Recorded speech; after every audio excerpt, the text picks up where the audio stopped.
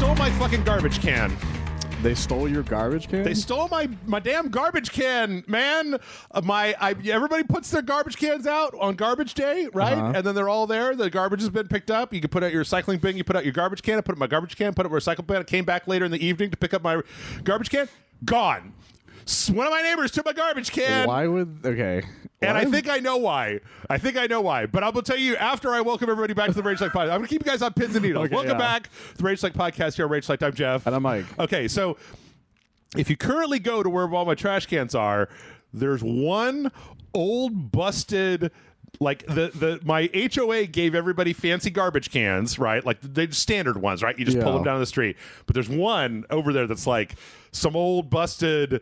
This wasn't issued to you by the HOA one that's still out there, and I'm pretty sure that You're pretty sure they swapped it. I'm pretty sure I have new neighbors who are just like, ooh, free good garbage can. I don't have to use this busted one anymore. I'm gonna take the new garbage can and leave you with the old busted one. But they've got another thing coming because I have my old busted garbage can, and I'm not taking that thing in. And my HOA is a piece of garbage, and they're gonna fine them for leaving their fucking garbage can out for 48 hours. Anyway, that's what it's like to be a homeowner. Everybody. No, my brother warned me about that exact thing. He's because when he moved to his house, he had something similar happen to him. Yep. And so my other brother, ever since that happened, he writes big old letters on them first when he first gets them. That way, if they end up taking them, he's like, "Yep, there it is, big old letters. You can't just wash the fuck off." I've lived where I live for like 10 years.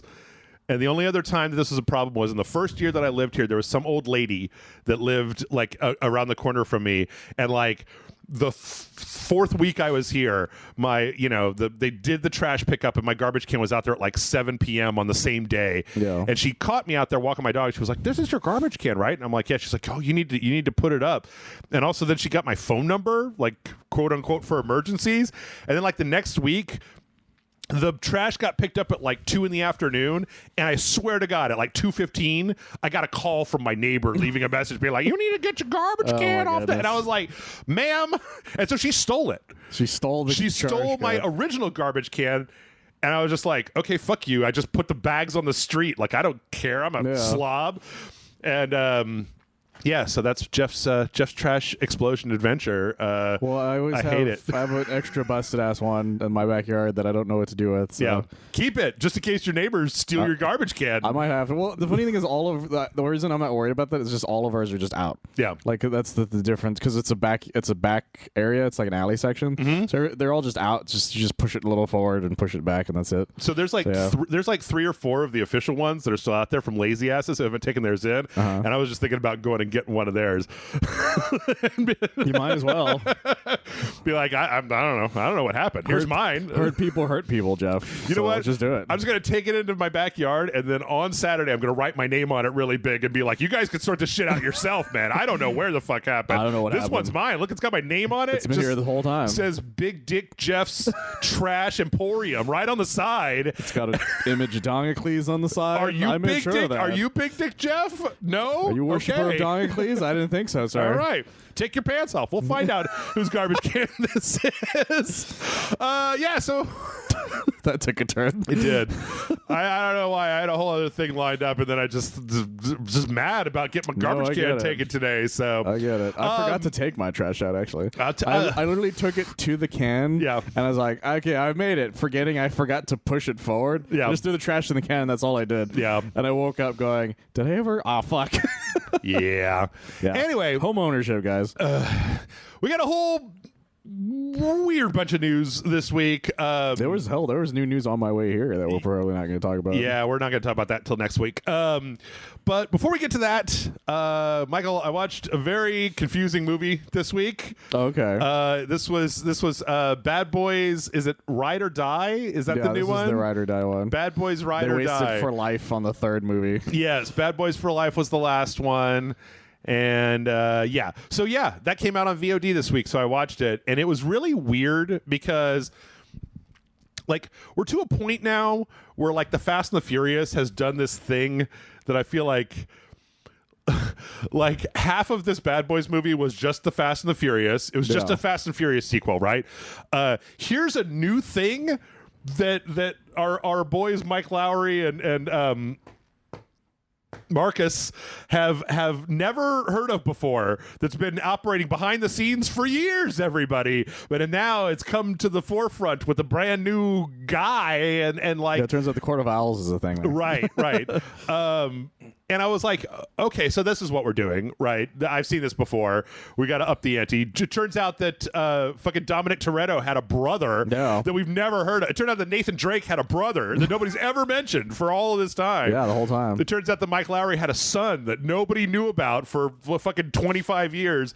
It's some of that bullshit. But what was really weird about it was in the beginning, there's this really metaphysical turn that happens where it's like it's doing that Fast and Furious thing, but by the same token, Martin Lawrence has this very strange like 3-minute sequence of I had a brush with death and I met Joey Pants on the other side, and like I've had a spiritual awakening, and it really ties into the movie, except it doesn't, except it does, except what? Like, so that's interesting. I think I saw part of that, but I didn't understand what it was about. I'm watching this movie and I'm just like, okay, so it starts out, it's just in Miami, and I'm like, okay, Fast and Furious movie, right? There's like ladies dancing around, you got the fucking salsa music and everybody's cool, and like you got the intro where they go to convenience store with the fucking Skittles and blah blah blah blah, but then, like, suddenly it turns into this weird like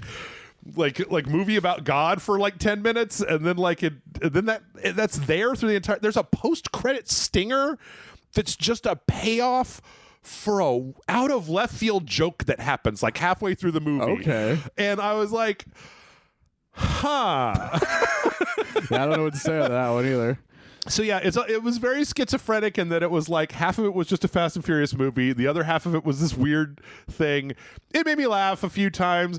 I'm gonna say that, like, you know, you and I were talking about like a few days ago, we were talking about like if I wanted to watch a new Deadpool movie, like if I had all the Deadpool movies and I was just going to go watch one, I would just go watch the first Deadpool. Or if I was going to watch Ghostbusters, I'd just watch the first Ghostbusters. Or the Die Hard thing, yeah. If I was going to watch Bad Boys, if I was going to choose which Bad Boys to watch, I would watch Bad Boys 2, because that's obviously the best Bad Boys movie. That one was, at the time, was the most batshit insane one, but like, not it's like not 2.5 hours long, and then, you know, fucking shit just got real, and they just fly to Cuba and assault like the cartels, and Michael Bay was going crazy on Bad Boys 2. Martin Lawrence is on ecstasy for like 5 minutes in that movie for some reason. It's pretty great. Like, Bad Boys 2 is a movie that like critics are like, this is a bad movie, and then you watch it, you're like, I don't understand what you're talking about. Yeah. Man. This is just insane. Well, except for the rats fucking sequence. That was a really random moment in that entire movie. It was also, you could tell that when it was made, because it was like, yes, ecstasy, the scourge of the streets, like the thing that's murdering all the young men and women is ecstasy. We got to get it off. The cartels are shipping up ecstasy, and it's like, does anybody fucking care about ecstasy anymore? I don't it was very strange. So anyway, that happened. I would definitely I would give it like it's dumb action and it's bad boy. It's what it says on the fucking package, right? Yeah, like 100%. You know what you're getting. Like, you're gonna get what you're getting, except for there's one part right in the middle of the movie. That was my favorite part. There's an action scene that you know about, a bunch of other people know about. I'm not gonna say what it is, but it had nothing. It was an action scene where somebody besides Martin Lawrence or Will Smith was doing the action, and I was like, I want to watch that movie. Like, just stop the rest of this bullshit. I want to watch that movie. I don't care about the rest of this. It's a very popular scene in that entire thing.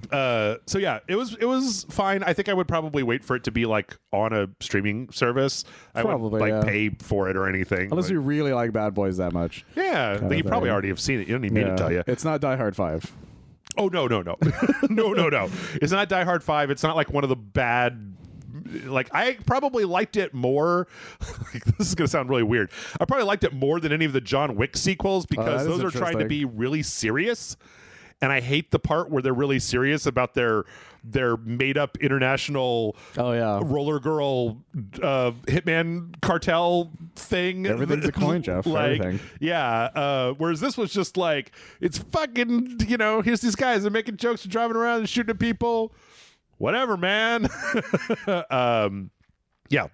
How about you? Did you see anything good? Do you play anything good? I anything watched the new Kite Man series, or at least the first two out, because only the first two were out at the time. Yeah, they're out every Thursday, so the new one's out today, and I haven't seen it yet. But it's fun as hell. I had a lot of, or at least to me, it's fun as hell. Yeah, it's a spinoff of Harley Quinn, right? Where Kite Man and his new girlfriend, the Golden Glider, who's a Flash villain.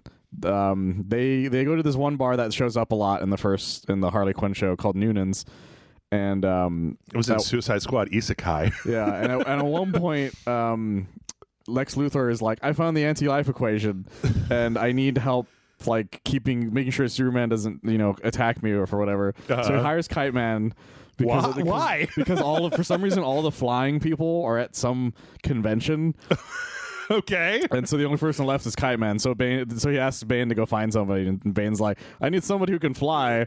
And they're like, Kite Man can do it. And he's like, okay, fine. And then so of course Kite Man fucks up immediately. Yeah. And so Lex is all pissed off at him, and he tells him to go fuck himself. And he's like, we have friends in this bar. So Lex like, well, I'm gonna buy the bar then. Fuck you. And so Kite Man and Golden Glider do some shenanigans that ends up with them. They're like, we're going to buy the bar now instead. And so they buy the bar. And then turns out a bunch of shit happened with Lex and the anti-life equation, and it was all part of a plan that he was doing. And so they buy the bar, and then the second episode is about them being like, okay, we need a server. So is it like Cheers? It's about Kite Man running the gag bar? The gag is just like a Cheers thing. Like they even make like Cheers jokes in it. Okay. And but also Bane is like still very much part of it, which is like my favorite thing about it. How would you say it stands up to Harley Quinn? I fell off Harley Quinn eventually. I don't think it was as good as like the first chunk of Harley Quinn. I think it's about as good as I think it's better than the last season of Harley Quinn. Because that's kind of where I fell off. Yeah, to me it's like the season before that's kind of quality where it's still pretty good, but like it just needs some work. Yeah. The weirdest thing about the show though is that they've replaced certain actors for some reason. There's no really we have no idea why. But for some reason it's funny because the person they got to replace Lex is Lance Reddick, who passed. So it's even weirder now because this is one of the last things Lance Reddick has ever done. Wow. Okay. And then in Darkseid is now played by fucking what's his name? The guy from They Live. I forgot his name. Roddy Piper? No, not him. The other one. He was in the last chunk of Community as well. Oh, you know what I'm talking about? Yeah. Kite Man Hell Yeah series. Keith David? Yes. So Keith David's Darkseid now, and that's a good Darkseid. Yeah, he's a great Darkseid. And they hire and they have new characters that weren't in there. Like Malice is in it, played by Natasha. I forget how to say her last name. She was in the What We Do in the Shadows. Oh, is that what's her face? Yeah. Oh God, I can't remember anything. Nadja. I knew it was Nadja. I was trying to remember. The problem is I'm a little tired, so I can't remember names correctly. But yeah, she plays Malice, and she's this spoiled ass person who was cut off by her stepdad, who turns out to be Darkseid kind of thing, and so she needs a job, and so she ends up working for them just for the fact that she's there. So would you say it's like watch it if you've got, give it a try if you've got Max, but not a reason to get that. Give it a try if you like Harley Quinn kind of thing. Is really, and if you really liked Kite Man in that show, because the show's about him. Yeah. And and also if you really like Bane in that show too, because Bane is very much still part of it. See, the thing is that Kite Man, I'm kind of wishy-washy on, but hearing you say if you liked Bane, because Bane's my favorite part of the Harley Quinn show. I just will watch compilations of the fucking I'm gonna blow up in Gotham Stadium. Yeah, the second episode has one of my favorite gags where he's just like, I want to work for you guys as a server. They're like, why? He's like, we can't pay you. He's like, I'd work for tips. I'm gonna go tell Lex Luthor to go fuck himself, and I'm gonna quit the Legions of Doom. You're like, what the fuck, dude? Yeah, it's great. I love it. The stuff with him and Harley Quinn was what was it? Him and Two-Face with the chair, and stuff. That shit just had me on the floor. The idea of taking the Tom Hardy Bane and then making a gag based on that. I'm just brilliant, genius. Thank you for doing that instead of just ignoring the fact that we were all doing Bane voices for like 5 years. Yeah, Bane is a main side character, and like he's in it just enough where you're like he's not annoying, but he's in it to where you're like I kind of want him to come back as like for another seed. Yeah, and he's fantastic. He cracks me up every time. He's all on right, screen still to this day. Cool. Well, let's see with that. Let's go ahead and jump into the news. I know this is going to be weird because I've got a lot of video, but not much commentary. Okay. Tennocon was last weekend. Tennocon? So Tennocon You made that one up. Nope. It says right there, Tennocon 2024. Tennocon is the Warframe convention. They have a convention for Warframe? They do. They had one last year. So in this one, there were two big things. Okay, so the first one is they did a trailer. They did a full 22 minutes worth of Warframe 1999. Now, Michael, I forgot about that. I'm going to say that I have tried. I've been on Reddit. I've been on Wikipedia. I've been on the Warframe wiki. I don't understand what the fuck a Warframe is. It's like, oh, there's the infestation, but then there were the people that went through the void, and the people who went through the void became void touch, and void touch can turn out that they can pilot the infestation. That's what the Tenno suits are, and so the people who've been void touched, they're able to use the suits for the Syndicate, but the Syndicate is keeping the other void touched because they that didn't get the suits, they're fucked up, and then there's these guys that genetically, and I'm like, I don't know what the fuck you're talking about. Warframe has always seemed like it took place in like the far future. Huh. And this expansion takes place in 1999. And it doesn't just take place in 1999, but it's like this group called the Hex that's like 5 people. The main guy, okay, his like kit is like the Excalibur. His name is Arthur, and his kit is like the Excalibur kit, which is the main Warframe with the little horn that comes out of its face, right? Like the one that you see on the box. I'm just saying, like his name's just like the name of Excalibur. Right, guys. right. He could have done a little harder work on that, right? Arturo or something. So I can't tell. This is like a hallucination or time travel or something, but it appears to be depicting events that actually happened, but like. Warframe is in the future with like spaceships and bioweapons and fucking people that have been alive for 1,000 years. Yeah. And it's like, okay, but this is like, they're not wearing the actual Warframes. These are like proto frame suits made by like a scientist. Okay. But then I don't know if these people are the people that are inside of the suits in actual Warframe, because they're going to show later that like, when you play Warframe 1999, you get these skins of these kind of like old school, they kind of look like Metal Gear wetsuits with some shit on them or whatever. It just looks like, he's wearing like a Metal Gear-ish outfit. And so then you can get this as an alternate skin for Excalibur in the main timeline part. Okay. So instead of having your weird slippery looking biomechanical Warframe Guyver looking motherfucker, you can have like this 1999 guy. So they introduce a bunch of the different characters, and they're all like, each one of these is like an old school version of a current Warframe. So like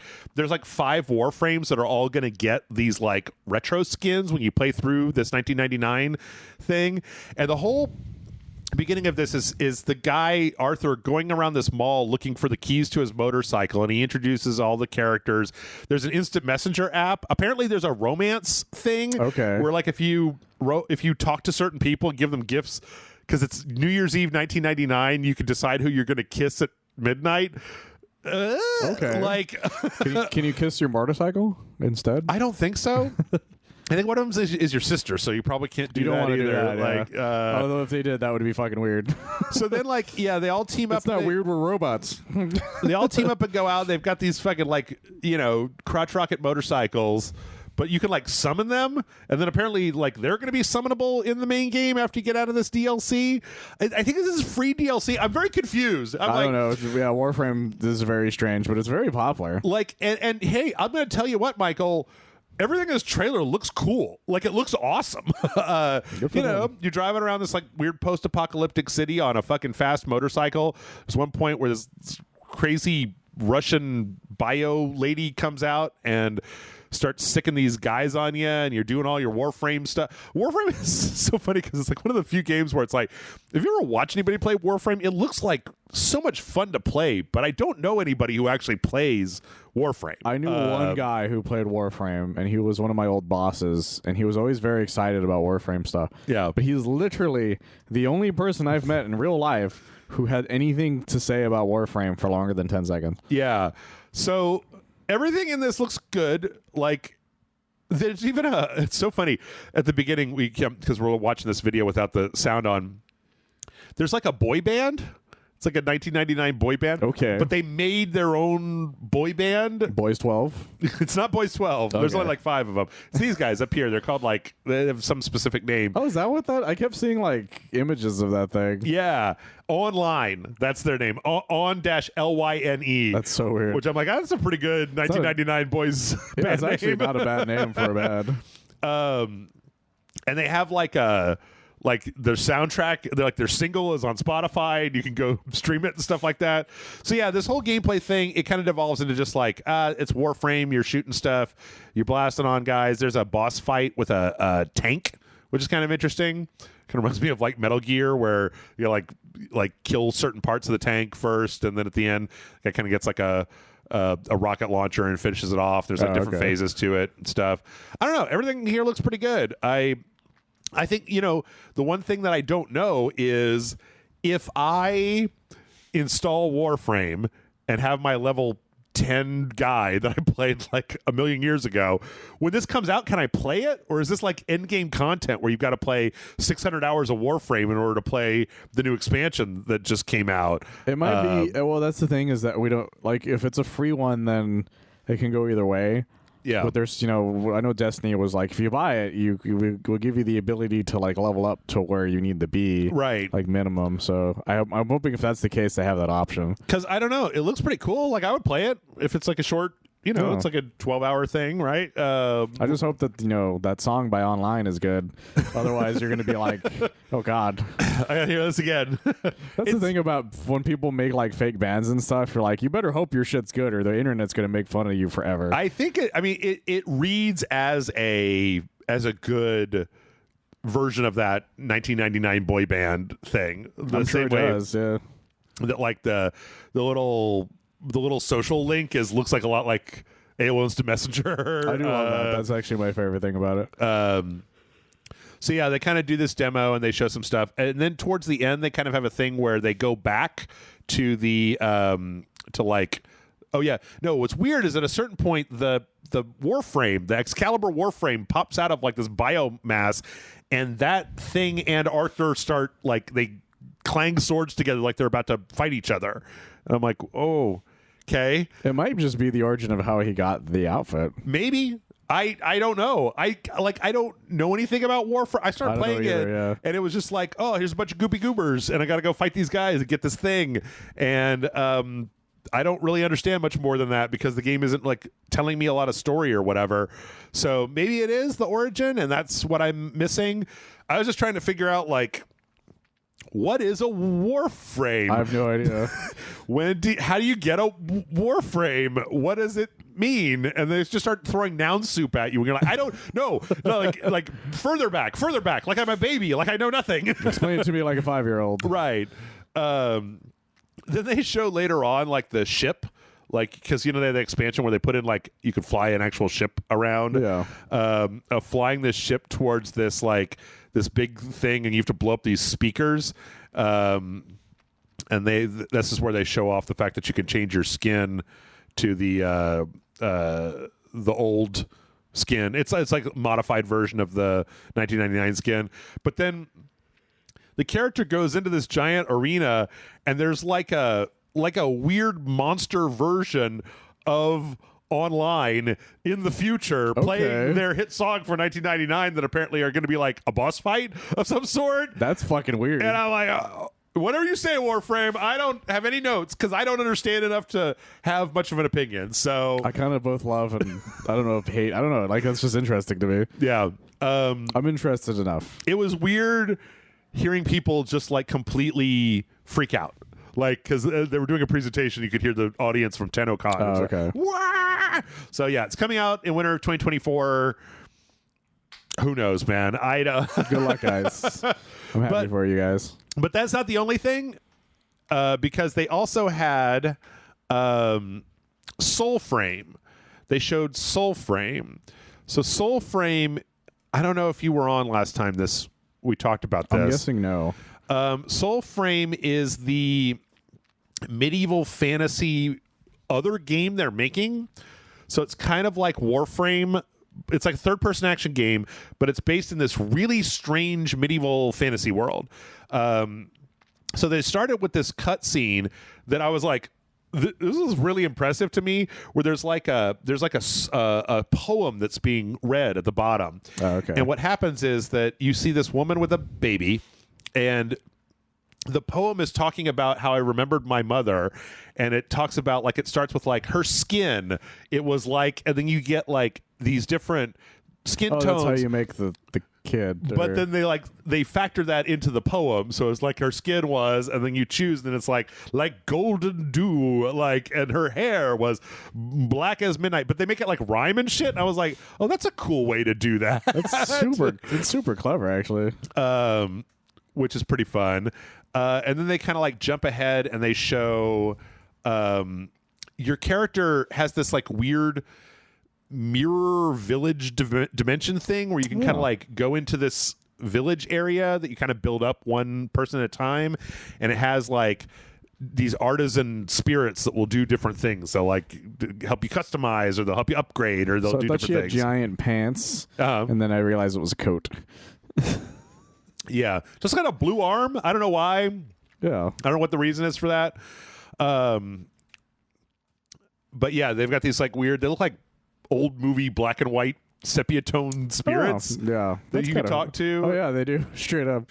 And then like the more you talk to them, the more you interact with them, the more they start to come into color and focus, apparently, to like be more so in they the start world. Off looking like that, and then slowly become techno-colored.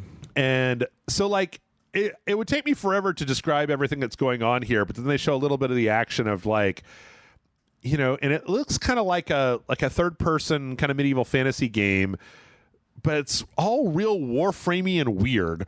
Like, yeah, that's what's strange about it. It's like, this isn't the type of game I would expect that has that like level of, what's the word I'm looking for? Like service, I guess. What do you mean? Because, you know, like Warframe is like a free to play thing. Yeah. Like, this looks like, you know, a single player little like adventure thing, like God of War or something, like a Atlas like an Fallen or like whatever. Assassin's Creed kind of almost like way of walking around and stuff. Like not a free to play open world type thing, right? That's so weird. Yeah, and so they kind of go through this whole thing where they show the character kind of following this like rat and fighting this boss. It's kind of like a lightning boss, and they die at one point when fighting the boss, and they have to kind of come back and resurrect. And then instead of fighting the boss again, they go and they find another one of these like spirits. They do a little like ocarina puzzle, Ocarina of Time music puzzle. It's just like, what's in this? Everything is in this. Yeah. So can you play the Simpsons theme again? And then they find another spirit that's like a witch that gives them kind of a thing that like helps them fight the boss, where like there's like everything is like cloudy because it's like this weird weather lightning boss, and then they use this item that like makes like changes the environment to like a sunny afternoon and clears out all the clouds, and so it makes like the guy weaker because he doesn't have the storm to fall back on. Like, what is this? What the fuck, motherfuckers? Why? How? That How? looked really cool though. Like the sequence of it changing weather. Yeah, all the art design in here is amazing, and from what I can see, the gameplay looks like it's. I mean, the gameplay in Warframe was good, right? Like it seems like it's, you know, third person kind of semi Soulsy, maybe a little, you know, God of War or Souls Light kind of thing, maybe kind of action thing, and I'm like, okay, sure. Yeah. That's fascinating. Like I just was not what I expected. Yeah. So and that's pretty much it. Like I I wish I could tell. I wish I could say more. Oh yeah, this is when they come back and they're bringing the witches place out of this kind of mirror water, and then they come in and then they can assist you, and they show like this is the cosmetics. So this character will let you change your cosmetics around. Oh, that's fun. And do stuff. So yeah, I don't know. Looks interesting. There's supposed to be like a beta. There's like a beta event that's coming later on this year. But yeah, if you're not aware of Soul Frame and you like medieval fantasy, I don't know. I feel like I've just been describing what I saw on the screen. There's not really much to say outside of, hey, this looks kind of cool. Yeah. So I did a lot of talking there, but I felt like I needed to because I watched like 45 minutes of Tennocon. You did, yeah. You deserved it. I did. I deserved that and so much more. Deserve my fucking trash can. So from there, Michael, let's go ahead. Oh, wait. Before we jump into the other thing, there's an interview with the CEO of Warframe, Steve Sinclair. And he had something kind of interesting to say. He was talking about live service games, and he basically said that he thinks that a lot of these companies that are like dropping these live service games that are coming out are basically acting in haste, like that they think that you need to have like a huge influx of players in your first week, but that's not the only way that this can work. That like, no, he's not wrong.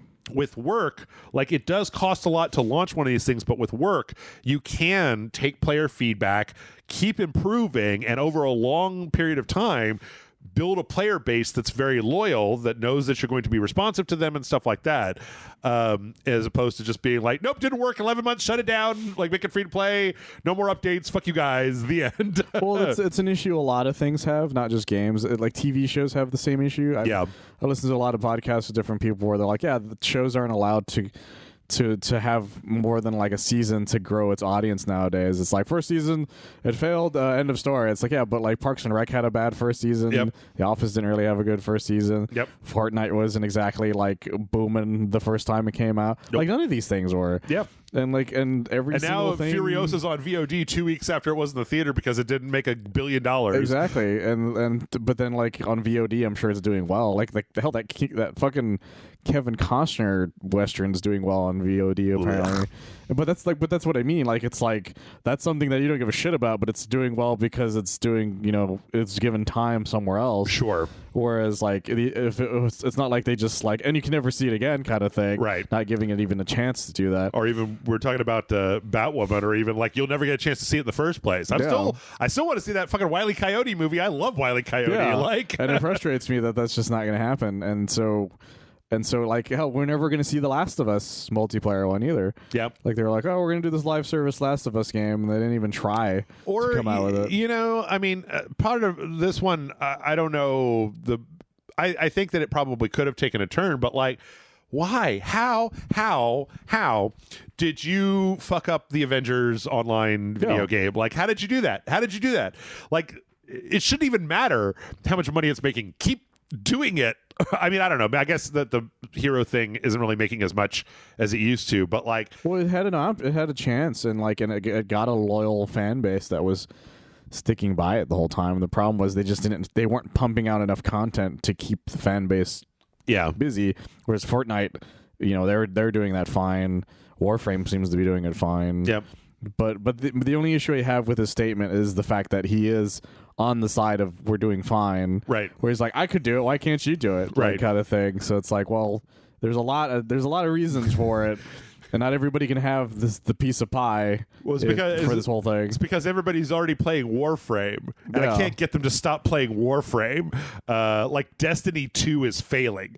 Yeah, and that used to be the big one. That used to be the one everybody thought was doing great. Right. Like, everybody was like, oh, nobody gives a shit about Warframe. Everybody loves Destiny. Right. Turns out it's not true at all. It turns out it's the opposite. Nobody noticed. Yep.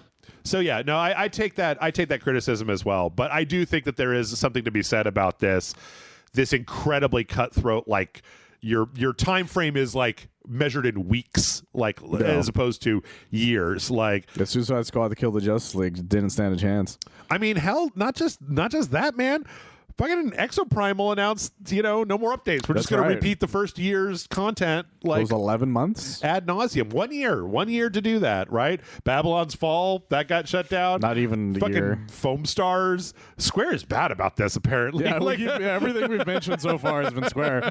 But they were the only ones who kept trying like over and over and over again. it's like they At least the greenlit fastest. like 5 of them. Yeah. I think the big one is going to be Concord, right? Does Concord Does that crash and work? burn Yeah. in 6 months? Apparently the beta didn't do huge numbers, so Yeah. we'll see how that plays out because that's a paid one apparently. Yep. Okay. We don't have a lot of time. We got about 15 minutes, Michael. Do you want to talk about Evo? Yeah, we do. Got a lot about Evo. We don't talk about Evo over here. We don't talk about Evo. Got a teaser from Mr. Bogart. Yeah, we did. Any thoughts on Mr. Bogart? I'm just excited that he got added to the world tour, so your creative character can learn fucking Buster Wolf and shit like that. Oh, there you and go. I'm gonna have to rework my entire creative character to be Terry themed as fast as possible. Yeah. Because oh my god, he's my fucking favorite. Are you just gonna do that thing that you do sometimes in games like this, where you just make like the Kmart brand Terry Bogart, where it's like it's not Terry Bogart, but it looks a lot like Terry Bogart? No, it's gonna be if I was Terry Bogart. if Terry. Are you gonna make the We Have Terry Bogart at Home? yeah, it's me dressed as Terry Bogart is the plan currently. So it's just the Michael Bogart cosplay. That's the plan because before that I just had like random shit and I just had a bunch of Rio moves. Sure. But now that I know I can fucking do the Buster Wolf, Yeah. of course I'm gonna fucking do it. All right. Yeah, it looks pretty good. I thought was there some kind of controversy about how he looks or something? Some people just think he looks a little off. Yeah. Which is like, it's hard to make certain designs translate into different art styles. Sure. And the thing about Terry is that he's always been in a very stylized area, whereas everybody's very, like the way Street Fighter 6 is designed is everybody's more realistic looking. Yeah. So this is them trying to make him look more realistic looking. Okay. And so that's why I have no issues with it, but I get why somebody's like, yeah, it's hard to be like, are you sure that's Terry? I'm like, look, guys, like you can't make an anime character show up in the middle of this fucking thing. Right. So you have to understand that's what's going on here. Let's see. Heihachi Mishima is back, baby. That motherfucker will not die. You threw him in a volcano. It just made him younger. Yeah. Because everybody was just like, that motherfucker is alive still? Yeah. After all that. After getting like the ultimate final battle Yep. in Tekken 8, he fucking texts Kazuya going, I lived, bitch. You're right. And it's just like, oh my god. Yeah. Well, no, it was 7 though, right? Because 8 was post him in the. Oh, wait, this volcano. is 8. Yeah, sorry. This So this is 8. DLC for 8. Yeah, we just got a teaser showing a bunch of people fighting or whatever, and then at the end, fucking here comes Heihachi, just crawling out of the fucking volcano. His hair is all black again. I don't know if that's because of the soot from the volcano. Yeah, I was about to say. But he does look pretty young. I don't know. He just looks psychotic, actually. Never mind. He doesn't look young. He just looks crazy. People say he looks like Steve Harvey. I can see it. I can see Yeah. it a little bit. There's been a lot of Family Feud gags that have been coming up. Yep. Family Feud edits. Heihachi is my favorite Mishima because he's just a fucking dick, and he's not like a conquering. Well, he's conquering the world, but like I don't know. He's not a super powered crazy person. He's a normal crazy person. Yeah, he's just a regular crazy person. And his best friend is a bear. He chose that hair voluntarily. He keeps it like that. He watched the video for Breathe by The Prodigy and went, "That's what I want. Give me that." He's the ultimate man. He's like, look, I know I'm bald, but I'm not bald. Right. And so he went all in. And you know what? I respect it. Yep. So yeah, Heihachi Mishima is coming back in the latest season of Tekken. I'm sure that it's gonna make fucking Harada is gonna have like is gonna have to punch a lot of people on Twitter because I know that people already had a lot of feelings about which of their favorite characters was not in Tekken. Of course. And then I have my feelings about it. Heihachi come back and it's like, him? Really? Yeah. That's actually every fighting game community guy's like, between him and Bison, like these motherfuckers will not stay dead. Yep. Let's see. Guilty Gear got a Season Pass 4 reveal trailer. Which is pretty exciting. Yeah. For many people I know. I don't know a lot about this, as there's like some new modes or some new stages, some characters, some returning characters, the Venom All my new friends are very characters. excited because I was never that into Guilty Gear, but some of my friends are super into Guilty Gear. I only mention it because one of the big things that happened was that they're putting, this is kind of strange, they're putting Lucy from Cyberpunk Edge Runners It's very strange. as a DLC character. I'm like, not the main kid, not the kid who has like actual physical powers, but like the hacker lady, huh? Yeah, that's what people were questioning. They were like, "Is that the guy who can, stop time or whatever?" Right, who's okay. tailor made to be like in a fighting game. Sure, I guess. Like with the jacket and everything, it would look great in Guilty Gear. Not that I don't like Lucy, No, but yeah. like, It's just out of the choices, that just seems strange. But I mean, okay. out of the entire cast of Edge Runners, she would be like the last pick because you have There's so many others What's her on face it, with yeah. the shotguns, Yeah. right? Rebecca, like, Yeah. or the guy that runs the squad, the really big guy. Or There's a so really many big choices lady, like that you're just like that. Her? right. But hey, you know what? I'm sure. I forgot she existed. To be honest, I'm sure it'll be fine. She's like the only one that lives in that show. that's what Spoiler. some people's theory is. Spoiler, Is that spoiler. like is that Spoiler. why they did it? Because it's because everyone else is on the moon. You guys had a lot of time to watch Cyberpunk Edge Runners, and it doesn't matter even if you heard what I just said, which I won't say again. Well, the game kind of tells you too. So Yeah. because they added all that DLC stuff. SNK versus Capcom SVC Chaos. I'm very excited about this. Announced and released. This is a Neo Geo game that was apparently trapped on the Neo Geo for quite some time. It was an arcade game that was trapped on the Xbox, Okay. the original Xbox, Yeah. to the point it wasn't even backwards compatible. Like you couldn't get it on anything. It was like a PS2 or something as well. I don't something know like if that? it was or not. I just know that the only one of the only other ways was an original Xbox, and they didn't make it backwards compatible. Right. So it was either that or find an arcade for it. And some arcades still have it, but it's became rarer and rarer because SVC Chaos is a great game, but like I don't think it sold a lot of machines after a while, or people who had them didn't take care of them. Neo Geo, the PS2 in Japan. Okay, so And then we Xbox in the US. So we never got it here in the PS2. Yeah. And it's the SNK made versus game, which is the reason it starts with S instead of with Capcom. Which Capcom versus SNK is the opposite. Yeah. Because it's the It looks like an SNK game. yeah, because everybody remembers Street Fighter Cross Tekken. It was supposed to be the same idea, where Capcom made Street Fighter Cross Tekken, and Tekken was supposed to make the Tekken team was supposed to make Tekken Cross Street Fighter, and whereas SNK actually was able to do it years ago, where Tekken did not. And so I remember the first time I ever played this was at an arcade in San Antonio, and I loved it. And I was like, I wish I had ways of playing this somewhere else. And they're like, you have an old Xbox? I'm like, nope. Well, you're fucked. Yeah. So they put it out on modern systems, and it's $20, and it's got all the bells and whistles. It's a great game if you guys have never played it. Frame hit data and rollback netcode. I think it was also the first appearance of Violent Ken. Violent Ken. Yeah, they decided to make like an evil Ryu, but of Ken. Oh, right. And they called it Violent Ken. And it also has Mega Man Zero. And it's got the alien from Metal Slug. From Metal Slug, yeah, that's what I was like trying to figure out who the fuck that was, and that's the Metal Slug alien.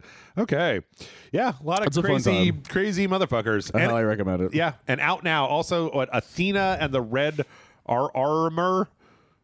Is that the guy from Ghouls and Ghosts or whatever? Yeah, from Ghosts and Goblins. Yeah, is that like Athena from the game Athena? I don't know on is that one. what that is?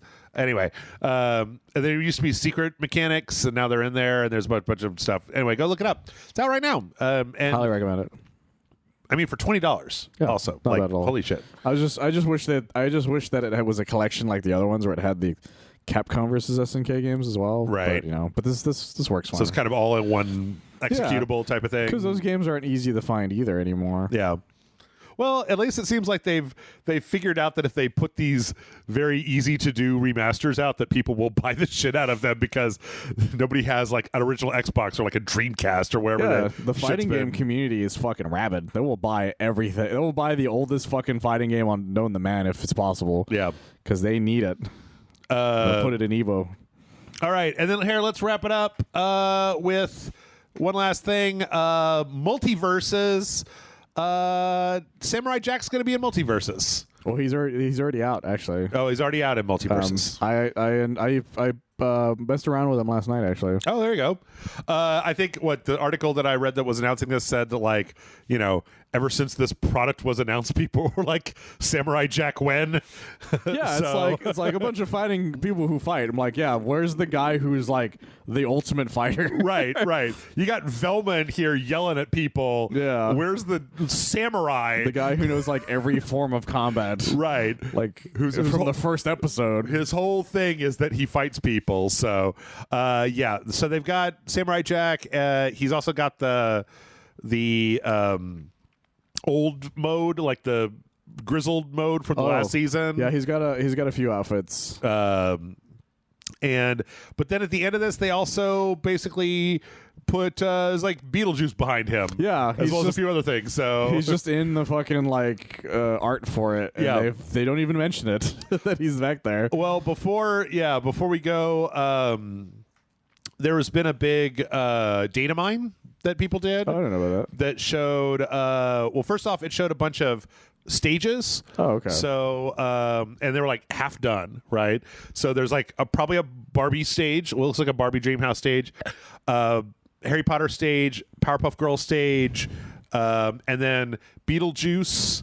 But then also it looks like there's also another one that looks like a Mad Max level that looks like two trucks and they're like standing on one in the middle. That'd like be type of fucking thing. cool. Yeah.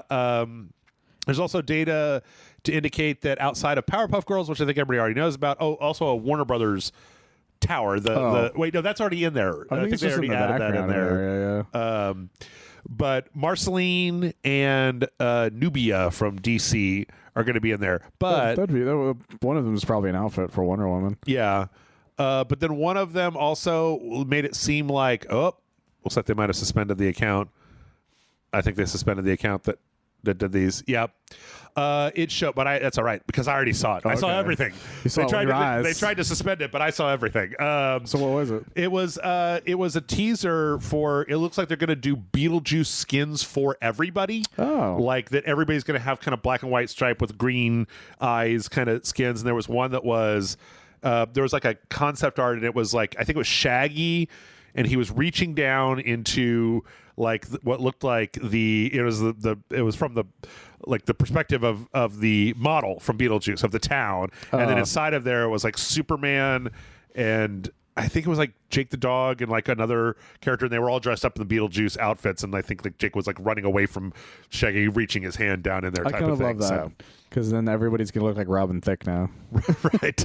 So yeah, I mean, well, the fact is that the new Beetlejuice movie is coming out, so it'll be in September. Perfect timing. It'll be probably time to integrate with that. And yeah, they've already added some new stuff in there because to get Jack, you have to buy the battle pass, and since I already had since I bought the very expensive version of it originally, I could just get it right away. Right. And then there are new levels in there too that weren't there before. There's like a Teen Titans Go level, so yeah, they've added some stuff since then. Cool. And Jack plays great. He's like my favorite of character now because he just plays like he has great attacks, which is good for him. Nice. All right. And with that, we're going to go ahead and take a break. When we come back, we got a lot of news. We're going to have to go turbo mode. We're going to go like not even lightning round. This has got to be like the ludicrous round. I don't even know. We'll be back in a minute. We'll go plaid. Yeah.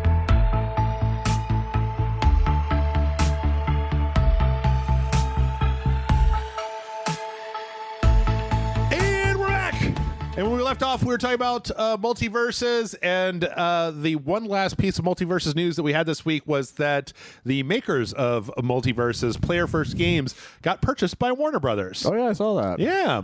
Which is interesting. Which is terrible. Start the clock, because the player count on Multiversus will at some point dip, and Warner Brothers, being a completely incompetent company full of fucking David Zaslavs, will shut down Player First Games. Like, they will be dissolved. Like, I just think it's weird that they even decided to say yes to being bought out.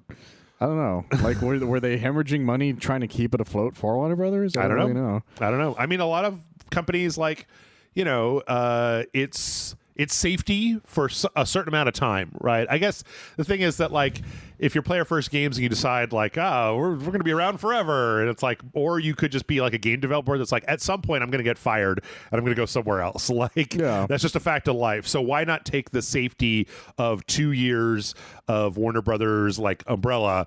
I don't even know what they've made besides this game, to be honest. I think they were created to make this game. I don't think they've made anything else, because I think if they had, I would have heard of them. So should it be called Player's First Game then?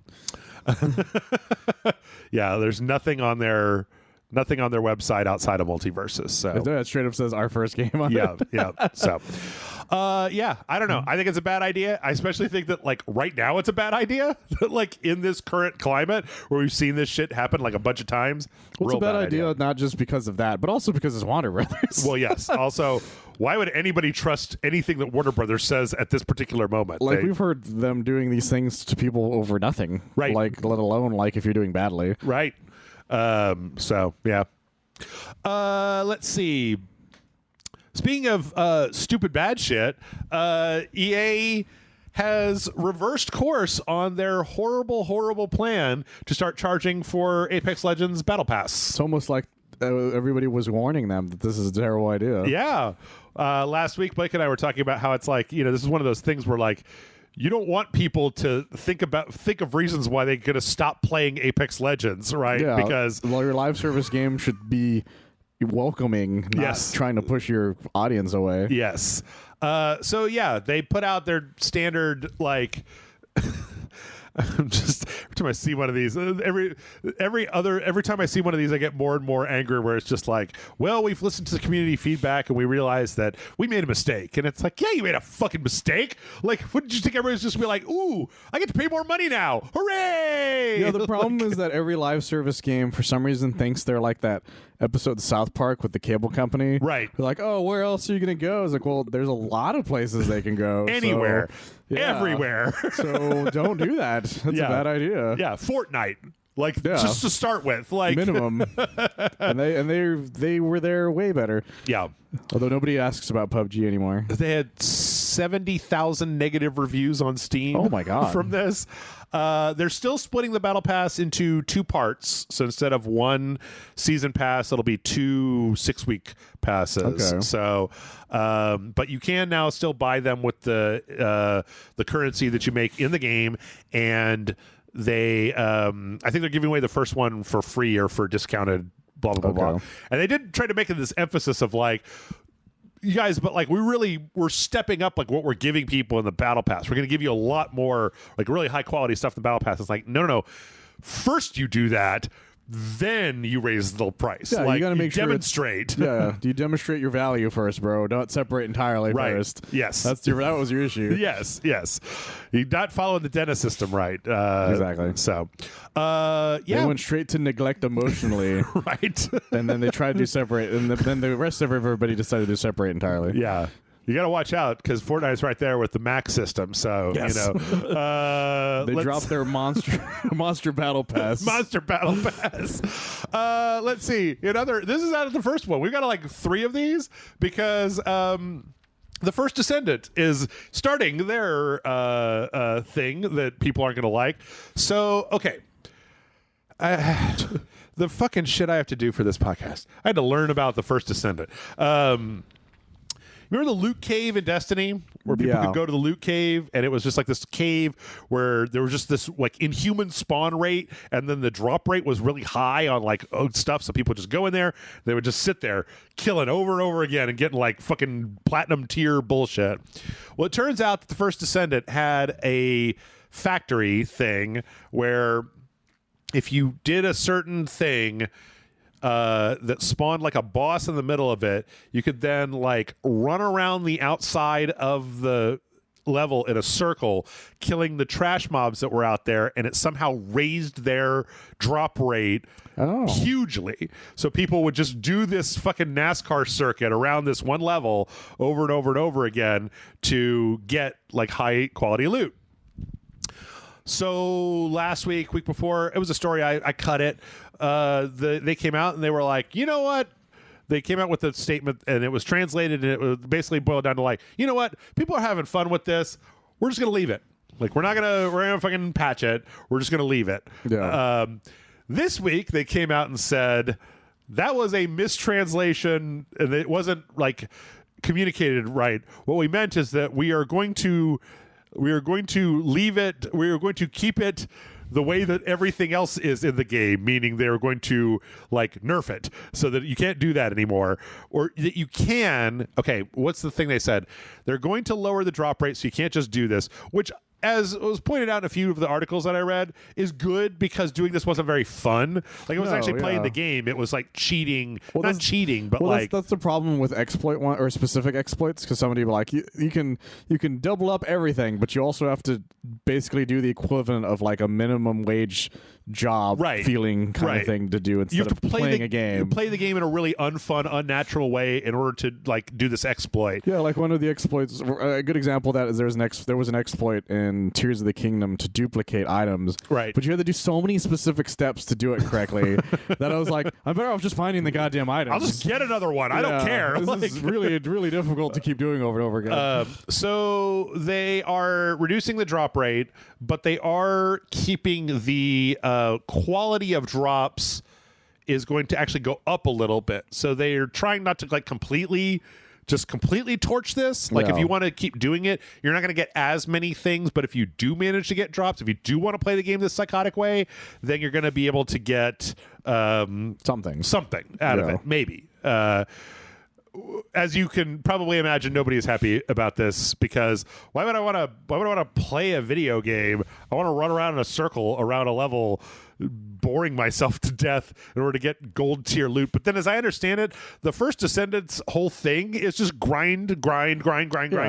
That's just the game. Like the difference is that some people probably consider it faster than playing the already grindy game. Yeah, because when we played it, we were still like, I'm just not even all that impressed with what we're doing in the beginning. Yeah, part one we were into it, and then as soon as we got to like what the game actually was, we both just like stop talking. Our enthusiasm dropped immensely. I don't have anything to say. I couldn't stop talking about Commander Greg. Right. That was the only joke I had. It was the only thing that was there. That was the only thing that was worth a damn, which is unfortunate because the beginning sets, like, that's the main issue with a lot of these live service games with a story in it. Yeah. Is you have a great setup that would have been a great, like, little fun adventure game. Right. And they're like, but then it just becomes this fucking thing where you have to fight trash mobs with other people. I remember how excited I was that I thought they gave us the blueprint to that bunny.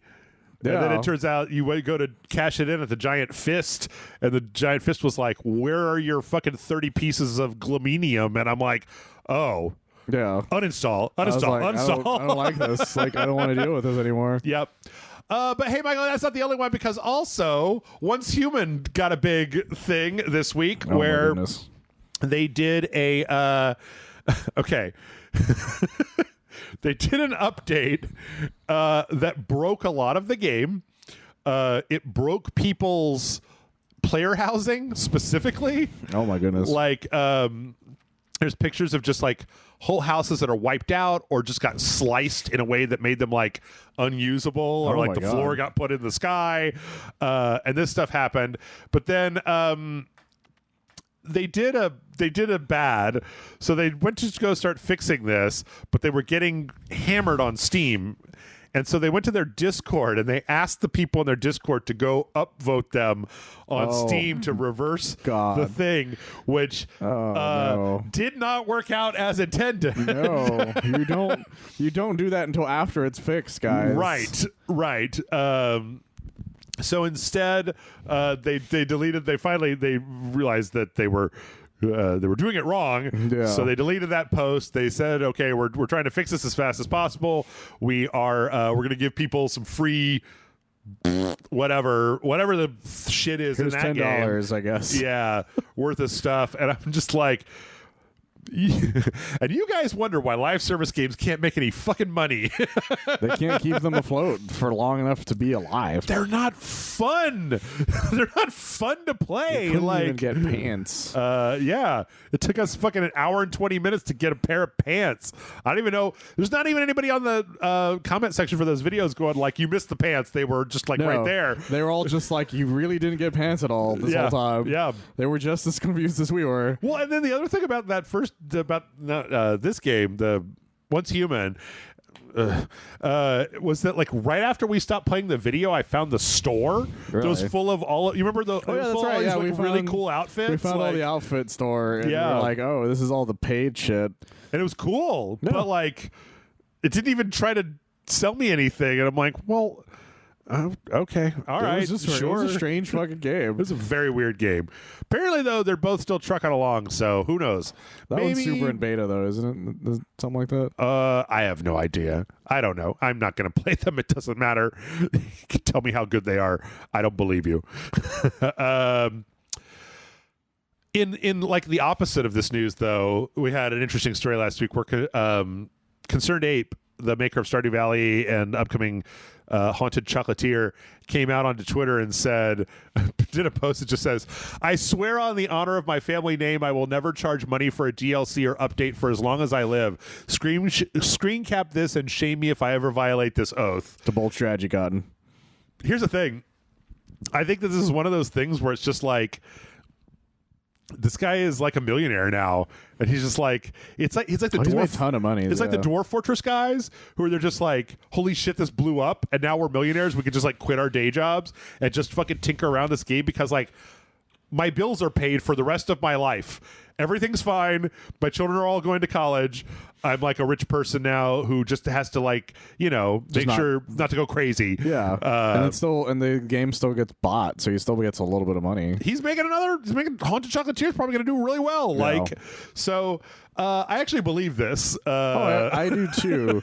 That's because we've seen people keep that promise to the point where it's almost unnerving how much they've kept that promise. I'm looking at you, No Man's Sky. Yep. But because at least with No Man's Sky, at least with this, I'm like, okay, this game doesn't look like it takes that much work to make some of these updates. Right. Where there's some games where you're like, just let me give you money. Hell, he even talked about, I didn't know this, he's currently working on a phone version. There's not a phone version of Stardew Valley. There's not one right now. And he's currently working on it. I'm like, oh, fuck.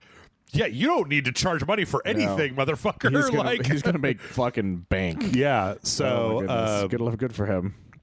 So yeah, hopefully everything works out there. If anybody could keep this kind of promise, it's somebody like this, right? 100%. A game like this too. Not like the only way this could happen is if he got bought out somehow in some sort of way. Yeah. And I don't see him doing that anytime soon. Let's see. Speaking of weird Twitter statements.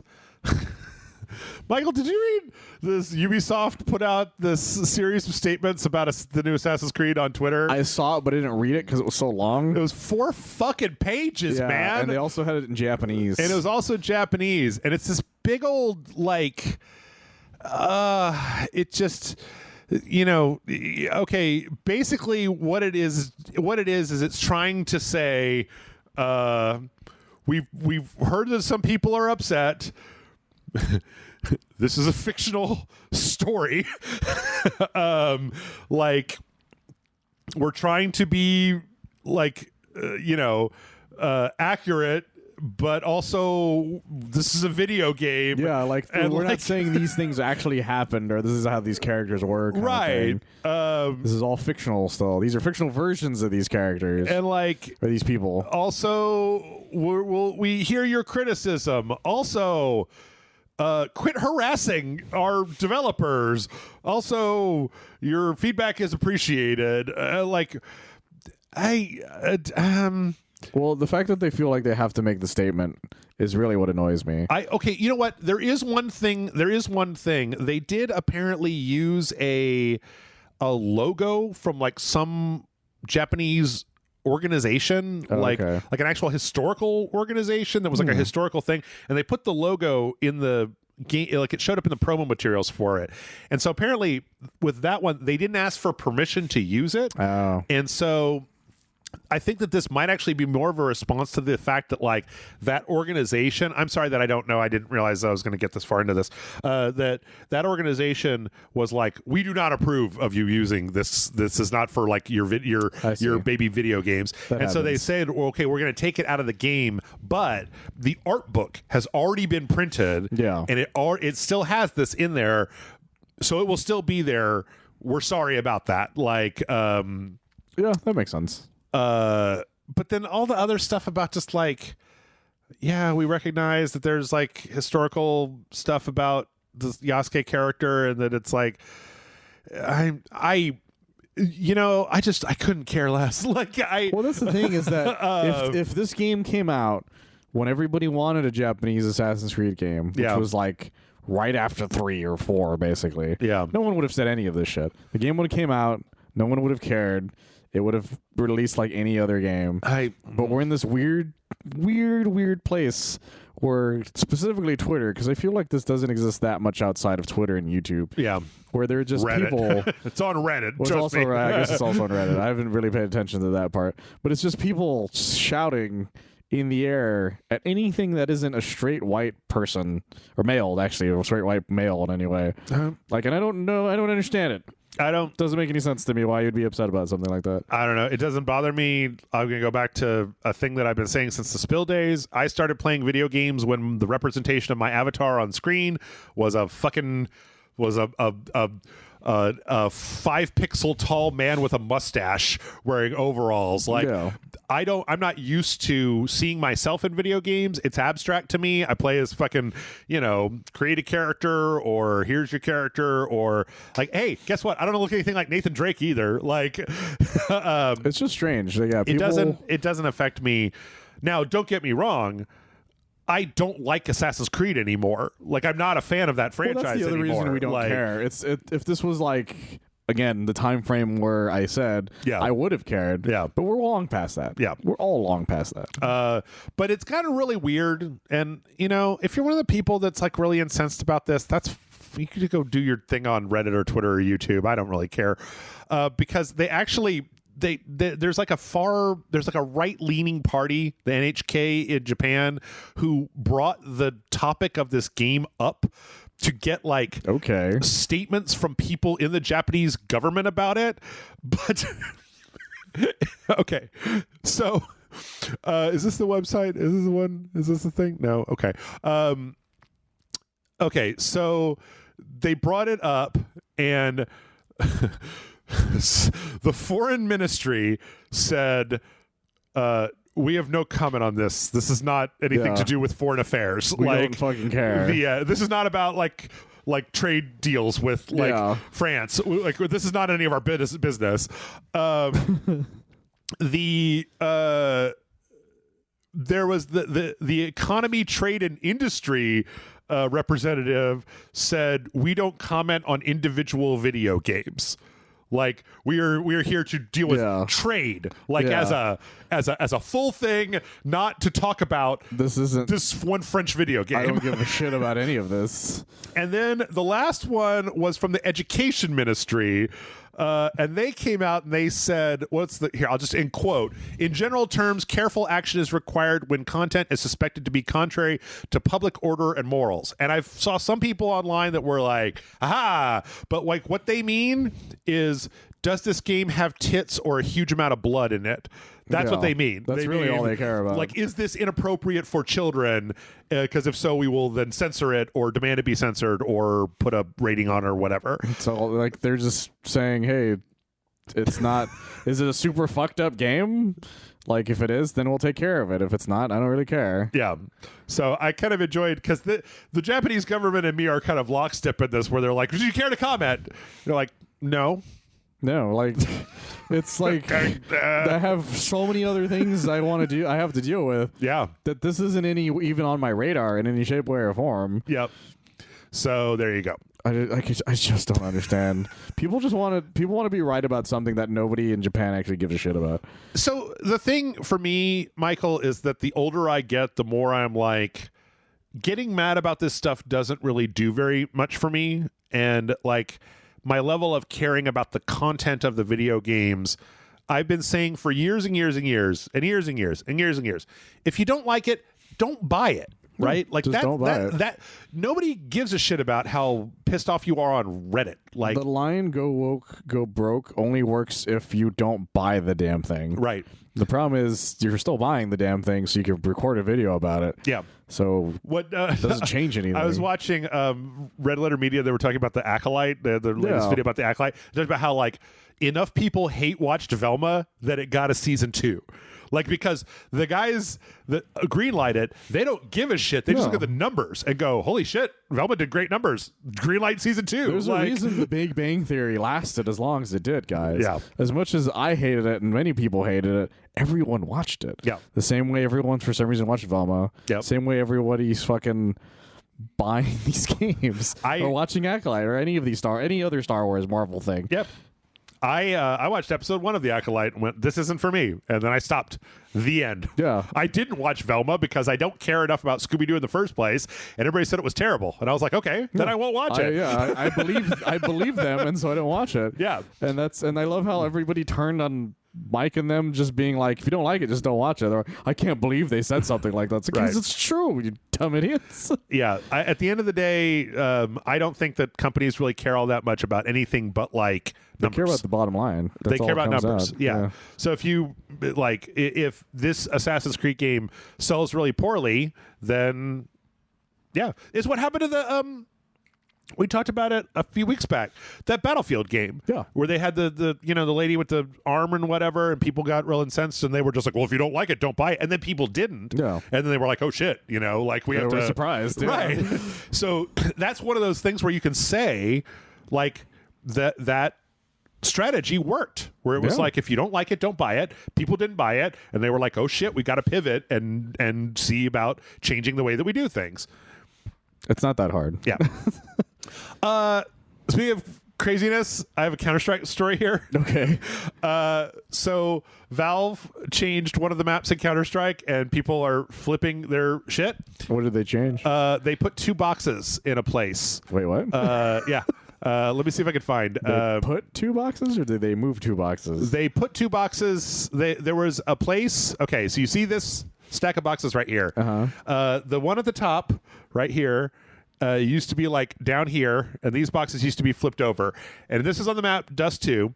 And what would happen is you could get up to this top point, but you had to have, I don't know if you know this about Counter-Strike. No. You'd have one player stand there, another player would jump on their head, and then they would both jump at the same time, and then they could get high enough to get up. Like the first player would jump, and then the one on their head would jump, and it was like a double jump. And so they could get up here. Well, Valve added boxes so that you could do this without having to have another player's head to jump on. Oh, so just everyone can do it. So now you can just get up there. And people are like, no! Don't fuck yourself! My strategies. Right. You've ruined everything. I was reading the comments where somebody was like, hey, maybe we should try playing it for like a month and see if it's like more fun or less fun, or like, it's not like people couldn't get up there before. Yeah. It's just now they can get up there without having to like get their friend to give them a boost. Well, I think the idea for them and their brain, because I'm thinking what their thought process is that it was a very specific strategy that only worked if through teamwork. Right. And now, like, so if your other team wasn't working together correctly, you could maybe like get away with having one guy up there or something. Yeah. But the problem is like that's just kind of lame. So just let everybody do it. Yep. I don't know. That's just like if you can't win because of one small change, then you weren't playing the game correctly. Also, games update. Yes. Like they update, if this was a thing that everybody was doing it anyway, like if it was a known enough thing that you would get into a server with randos, you go over there and jump, and then somebody would get on your head and you could jump and boost them up. Well, then just canonize it. Like everybody's doing it anyway. Yeah. Like it was already a legitimate strategy in your guy's brain. So, but that's so fucking funny. People react poorly to stuff like that. I know I've done it before, but it was a long time ago. Speaking of reacting poorly, the FTC this week put out a statement where they basically pointed at the raise in price of Game Pass and went like, that is what we were trying to have not happen. Yeah. And they were very salty about it. Apparently this thing is still in appeals court.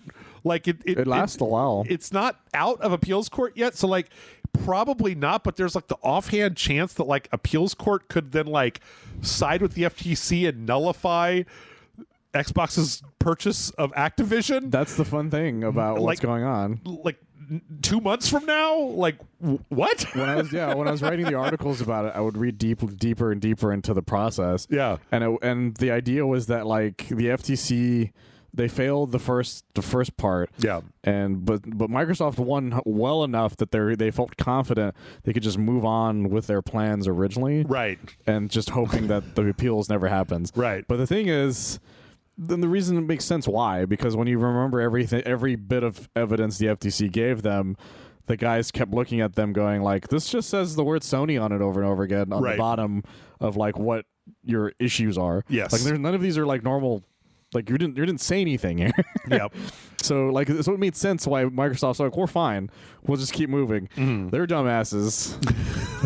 And I do call them their dumbasses. Yeah. Decided to fucking poke the bear that they left alone a long time ago. Yep. By doing this price change. Yep. Because anything out of the ordinary, the FTC was going to pounce on. And let's be clear here that like the FTC is like the argument. What it comes down to is the FTC is like, when we were doing these hearings, we said if Microsoft is allowed to acquire Activision, they will raise the price of Game Pass in order to make more money when Call of Duty comes out.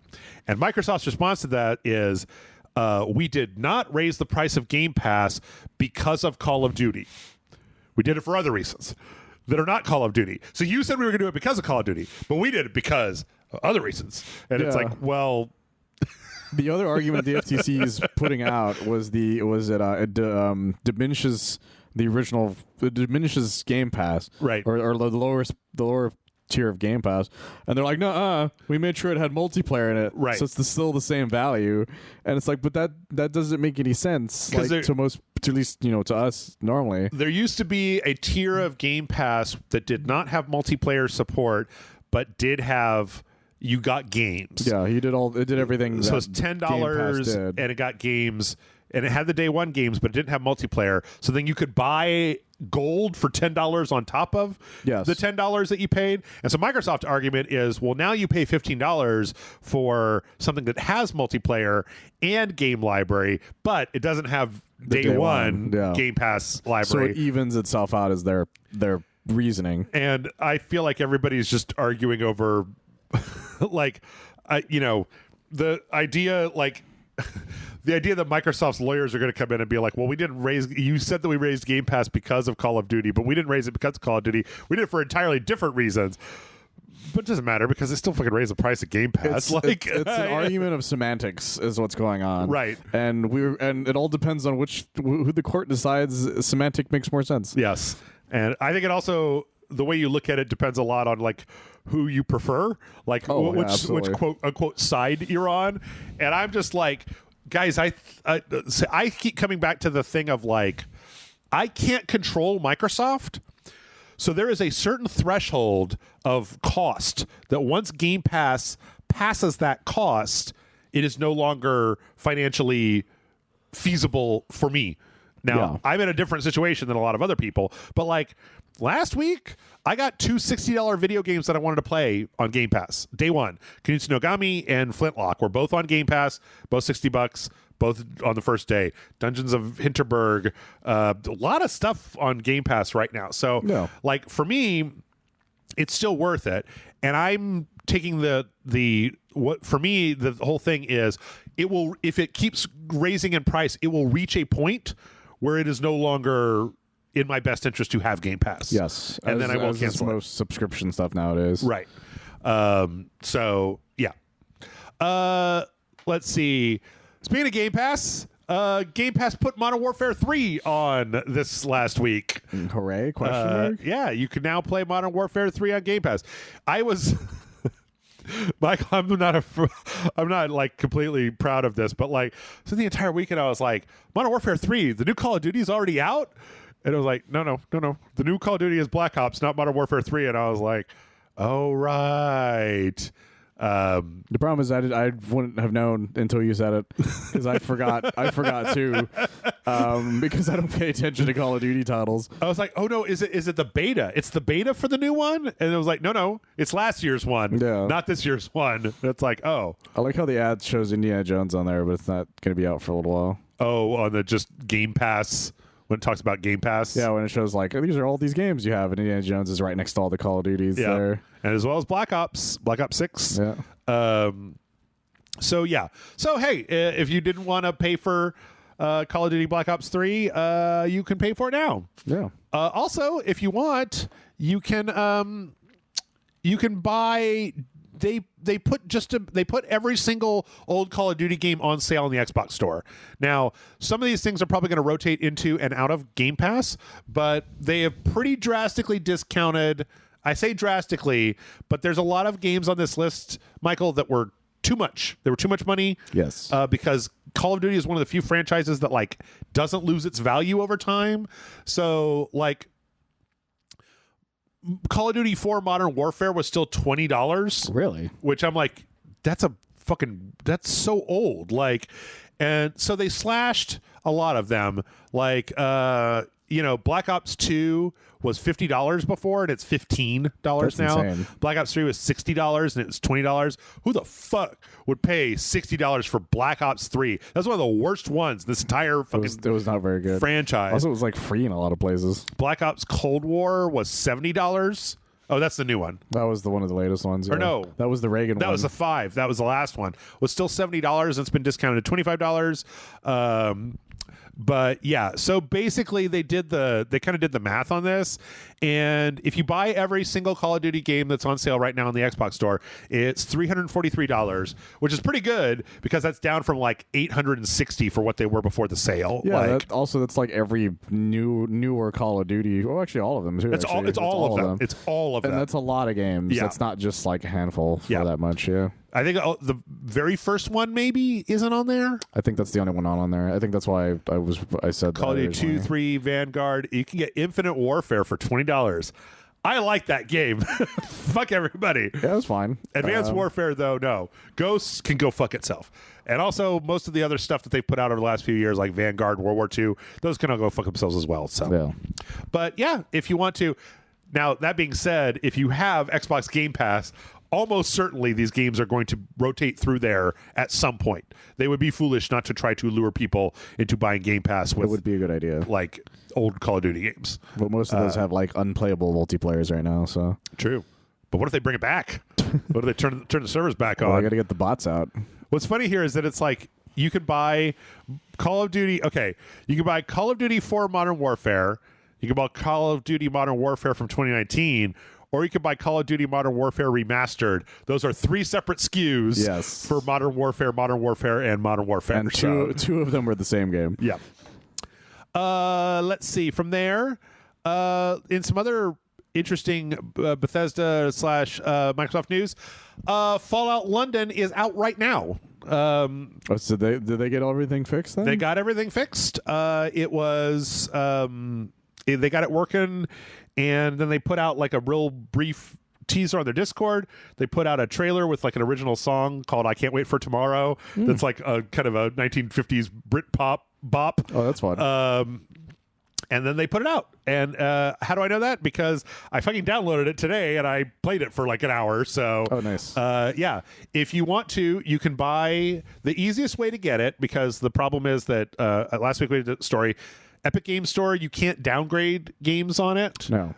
Steam, they have a tool to try to get you to downgrade Fallout 4 to the previous version, but GOG has Fallout 4 on sale for $15, and this is free. Like, there's no cost for this is a mod. This isn't like a sanctioned DLC thing. Right, but the nice thing is that because they technically have it listed on GOG, you could just say, you install Fallout 4, you say add Fallout London, you hit the install button, you open it, it does a conversion on your Fallout 4 installation to turn it into London, and then you just launch it right out of your GOG library just like you would anything else. Nice. And if you want to be especially cool, you can buy it through the affiliate links on the mod guy's website. That's so nice. they get a chunk of it. That's real nice of them. I did that before I bought it 3 days ago before that link was up, because I think we're going to have it on the dojo. So look forward to that. Yeah. Did you know they got Colin Baker and Sylvester McCoy to do voices for this? Yeah, they got the fucking 6th and 7th Doctor. How the hell did they do that? To do well, because people in Britain will just do stuff. There was a story last week. There's this guy that was in the British Parliament all through Brexit that was very well known for saying "order, order," like who that was. Like he said it. They got him to do the voice of the like cyber parliamentarian. Oh my goodness. In the game, like they got all kinds of crazy people. Jesus Christ, Britain. to do voice If you acting guys for need it. things, I don't even know what to say about that. And you know what? I'm going to say right now, it's pretty cool. It's weird because instead of Pip-Boy, they use this like specific, like in London, they have this like emergency preparedness family that's like a series of like white, tall, skinny people outlines, like kind of like the person on the walk sign, right? Oh, okay. And that so that all their Pip-Boys are like that. Those are the animations are from that iconography as opposed to the thing. And instead of That's getting a fascinating. Pip-Boy, you pick up like it's like a weird little handheld TV. So it's like a full conversion of the. So they made a whole version of what that world is like outside of America. Yes, it wasn't just like, what if all the Fallout shit was in London? It was like, no. When the bombs dropped, a whole different thing happened over here, and we just reimagined it. So, seems pretty cool. That's fucking cool. Yep. You know what else is cool? Unions. And Bethesda fully unionized. Yes. Like, I'm very happy about that. this is a full, not just QA, but like the creatives and the whole 9 yards. And They all started glitching immediately, though. it went very, very smoothly because Microsoft made that pledge not to like try to interfere with any unionization in their like sub studios. Yeah, because it pissed off the FTC even harder. Right, because that was the last thing that they wanted to do. So, they managed to do that, and happy for them because I think Sega of USA is the only other full union shop, As far as I know, yeah. But yeah, They get paid in chili dogs now. don't mention chili dogs. It's a strange concession. On the flip side, some bad news. Humble Games is quote unquote restructuring. And what does that mean? Everybody's fired. Yeah, it was so like out of nowhere. Yeah. And because apparently they released the game like a week or two ago. Yep. It's insanity. So Humble Publishing or Humble Games was the publishing arm. They're not directly connected to Humble Bundle, but they were basically just like a games publisher. They were owned by, or they're still owned by Ziff Davis, who owns like IGN and Rock Paper Shotgun and a few other places. It was weird because a lot of some headlines were like IGN closed Humble. I'm like, what the fuck are you talking about? It's funny, they got community noted on Twitter. Oh, they did? Like they put out a tweet saying, in these challenging economic times for indie game publishing, Humble Games has made the difficult but necessary decision to restructure our operations. This decision was not made lightly. It involved much deliberation and careful thought with the goal of ensuring stability, blah, blah, blah, blah, blah, blah, blah, blah. And then it was community noted. Contrary to Humble Games PR statement, the publisher's quote unquote restructuring meant all the staff had been fired. No, it just means they closed everything down. Yeah. Like, that's not how restructuring works, guys. Which sucks because they put out some good stuff. Well, no, they have been doing this for a while, and they put out some solid stuff that probably would have not released normally. Yeah. Void Bastards, Forager, Signalis, like real, kind of indie stuff that people like quite a bit. They're very popular things. Like Monaco 2 or whatever. That's not out yet. That's still in development, but they were going to. Supposed to, yeah. But yeah, this just reeks of like, because okay, the subtext here that I went and found was that they fired everybody and then they hired a third-party agency to run that label. Jesus Christ! Yeah. So it's money saving things. Yeah, it's a money-saving thing that they probably signed a deal so that the third-party agency gets paid in like profit sharing as opposed to directly having to pay a bunch of employees to work for a thing, which allowed them to cut their operating expenses, which makes them look better in the stockholders' eyes. Same fucking shit. Same thing. Every time. All right, we got 5 minutes. Do you think we get through all these tabs in 5 minutes? Let's try. Maybe. It depends on if I say anything. Halo TV show canceled after 2 seasons. I'm shocked, Jeff. Shocked. Okay, no. Halo not TV that show canceled after 2 seasons off of Peacock. Paramount. It was a Paramount Plus show, yeah. They are now going to take the show and try shopping it around to other places to try to find somebody to keep greenlight a 3rd season. I hope nobody says yes. This is a Kotaku article, rightly points out at the bottom that in an era where we actually had a lot of very popular and profitable video game TV show adaptations, Halo had basically 2 seasons with a blank check and couldn't fucking make it work, and that's amazing. Yeah, the guys went out of their way to be like, you know what, we didn't play any of these games, we didn't watch anything, we didn't read anything, we just looked at a synopsis and we're like, we'll make our own thing with blackjack and hookers. And they were like, and then every Halo fan was like, I didn't want to see Master Chief's ass. Right. I didn't want to see any of this. Yep. And so I'm surprised it even lasted 2 seasons. apparently the second season was supposed to be better than the first, but still not good enough for anybody to really give a shit. Yep. Hey, did you? I don't think you know about this. Ikumi Nakamura's company, Unseen. They do like a lot of weird, cool YouTube videos. Really? And their latest one was this thing that was called Ask Ikumi or something like that. And this was their fourth one of these. Like, they just made a 2-minute video that was just like their Halloween party where everybody was dressed up in different like outfits. But in this one, they have like as a 25-minute version and then like a 40-minute version. And it's her talking with Kamiya about the development of like Bayonetta and like Okami, and they're talking back and forth.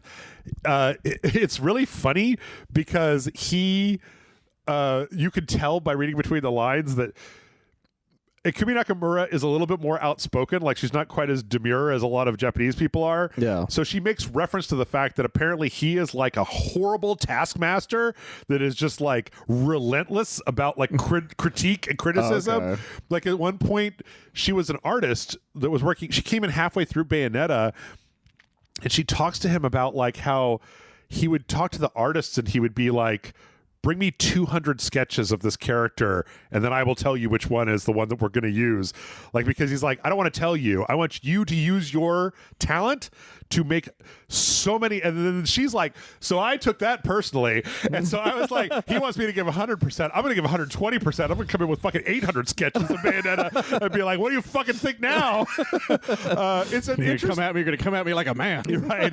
It's really interesting because there's one point, like, it's one of those things where it's like, okay, this guy sounds like hell to work for if you're the sort of person who can't deal with that. Yeah. But some people really thrive in that environment. Some people will become very, like, will be inspired in that environment. We've gotten some insane shit because of that reason. Yeah. Like, he literally says, it's one of those savage things I've ever heard, where he's like, yeah, when people don't have talent, I just can't really talk to them because I'm like, what are you supposed to say? So brutal. You're supposed to say like, well, you need to be better. I don't have time for that. Like, I need people who are good, and I need them to be working for me right now. I can't make somebody better. I'm trying to make a video game, and I'm just like, God damn, dude. It's brutal. It's super brutal. I appreciate the honesty. Yeah. But my God, I get why so many places were like, oh, we don't need you here at the moment. Yeah. The thing is that it's well worth watching, and it's interesting. It's just them talking on a park bench talking about I did hear that in one of them he did want to make. I guess it's this one right here. Actually, yeah, he wants to make an Okami, and he wants to make Beautiful Joe 3. I want Beautiful Joe 3 so bad, guys. You know have no what? fucking idea. Dude, I don't know if you heard when he was talking about it. He was like, "Yeah, we talked," because they did that thing where he said like, "There's a new Okami game coming," and then Ikumi Nakamura is just like, "Really?" And he's like, "Yes," and then she just goes, "Huh," and like walks off. It was like a Twitter video that went like super viral. It was like, "Fucking Okami 2 confirmed," and they're just like, "Well, no, we were just like making a joke. This was a joke."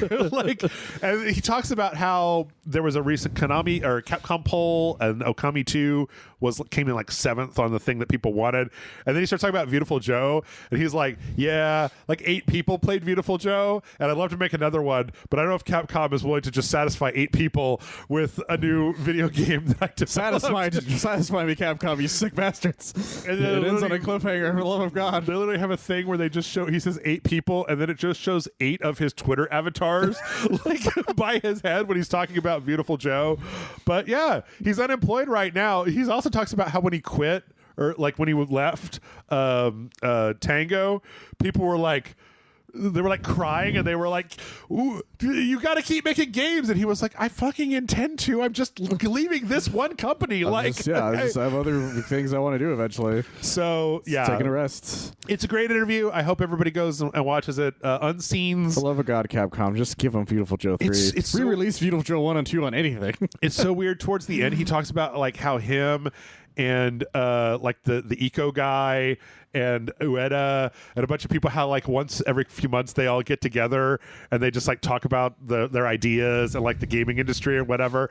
And then he says to Kumi Nakamura, I hope that after you release your game, that one day you'll be able to come do like this is like a person that's been working for him for like 10 years, and she's created her own studio and she's doing this thing, and he's still just like, first you release a game, then you can come hang out with me and the guy that made Eco, like at the bar. Like, I kind of love that. I love everything about that. Anyway, go check it out. He's such a crazy person. I love him for it. Yep. Okay. Helldivers 2 is getting a new update. Is getting a big update called Escalation of Freedom. They're adding a bunch of new stuff, a new difficulty mode. So everybody shat their pants at some of the stuff revealed in this. Way higher difficulty mode. There's like this new tentacle monster that'll try to cut off your retreat. The robots have like artillery missiles that they'll fire at you. There's like these new chargers. There's going to be some new weapons. They're making a new kind of spooky. There's a new extraction mode, I think, where you have to like get a grub that cries, and then you have to like run away while it's crying. There's like acid planets where everybody takes like double damage. Yeah, including the enemies. Yeah. And then there's like a new spooky map type, like they're taking the jungle biome, but then making it like nighttime in the jungle biome with like crashing lightning and shit. So a lot of stuff, and it's coming, I think, at the end of next month is when they said. Yeah, it's very exciting. Yeah. I haven't touched it in a while, though. It's nice to see that they're still doing stuff for Helldivers. They're very passionate, and they're like, who knows? There's so many things that we haven't revealed, is what they said. Yeah. So we're just gonna see what's gonna happen from here. Yeah. It's cool because I feel like they did the thing that every other live service game, like that what Fortnite probably did. What they should have done is like, we got 6 months ahead and then released the game. Yeah. So we're always working like into the future. We already have like the next 2-3 months locked. Like, we know what's going to happen. Yeah, that's the problem with a lot of live service games. They're like, well, the game kind of works. It's a beta now. They're like, no, this is the game. And we're just going to keep adding to it. Yep. And they're responsive to everybody is the other thing. And then, you know what? Let's just jump right over to Fortnite. Because, Michael, speaking of bad updates for online live service games, the Cybertruck is going to be in Fortnite. Yeah. I just don't get it. Well, you know what? I kind of got it. This article was talking about the Cybertruck, and it was like, well, if you like the Cybertruck, then you can like go into Fortnite and drive it. And if you don't like the Cybertruck, you can go into Fortnite and explode it. Shoot it with a rocket launcher. Yeah, I remember the first trailer for it was like it pulling a tank or something. You're like, the real Cybertruck would have failed immediately doing that shit. I mean, like, apparently, like, it's not, people aren't really working very hard to get it either at the moment. I love the Cybertruck, Michael. It's my favorite thing in the world because everybody's like, woo!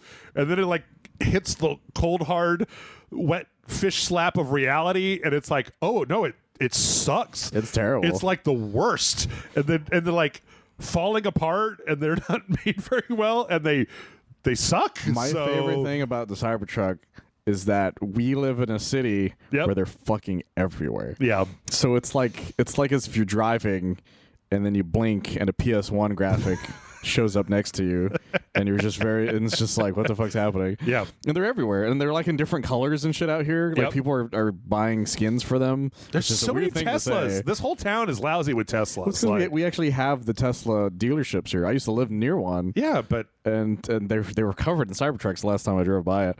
But it's just so funny because you keep hearing new stories about them. Yeah. My favorite one was a guy. He's like, my Cybertruck is covered in dirty paws because raccoons think it's a dumpster and they're trying to open the bag.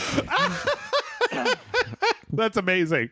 And I was like, I love that. That's incredible. I love everything about It's this. wonderful. I love it. I love it so much. Yeah. And with that, we're going to go and take a break. When we come back, we're going to do trailers and more. So stick around.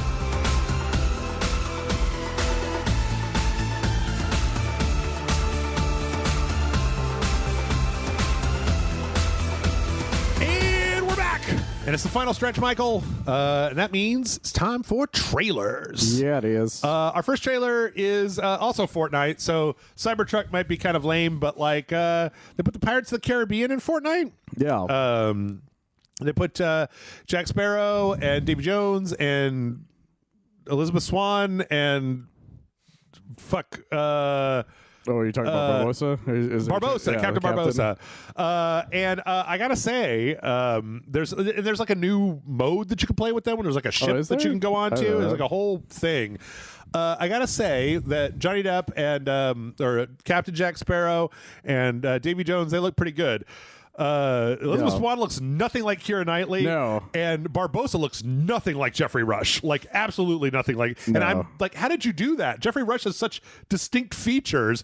How did you make it so that they don't look like those characters? Sometimes I think it's a rights thing. Yeah. Sometimes like maybe the actor's like the actor's character has a specific right, but the actual likeness of a character has a specific right. Oh, okay. Because even Johnny Depp has some things that don't make him exactly like Johnny Depp specifically, but he's so specific that it's like he always looks like that anyways. I guess the thing is that it's like if you put all the shit onto a generic character model that Captain Jack Sparrow has on his head and face, it just kind of looks like it. Regardless. It's the reason why like the Jack Sparrow impersonators are so easy to do because all you need is a skinny white guy with specific facial hair, and he can do the accent, right? And then you're fine, right?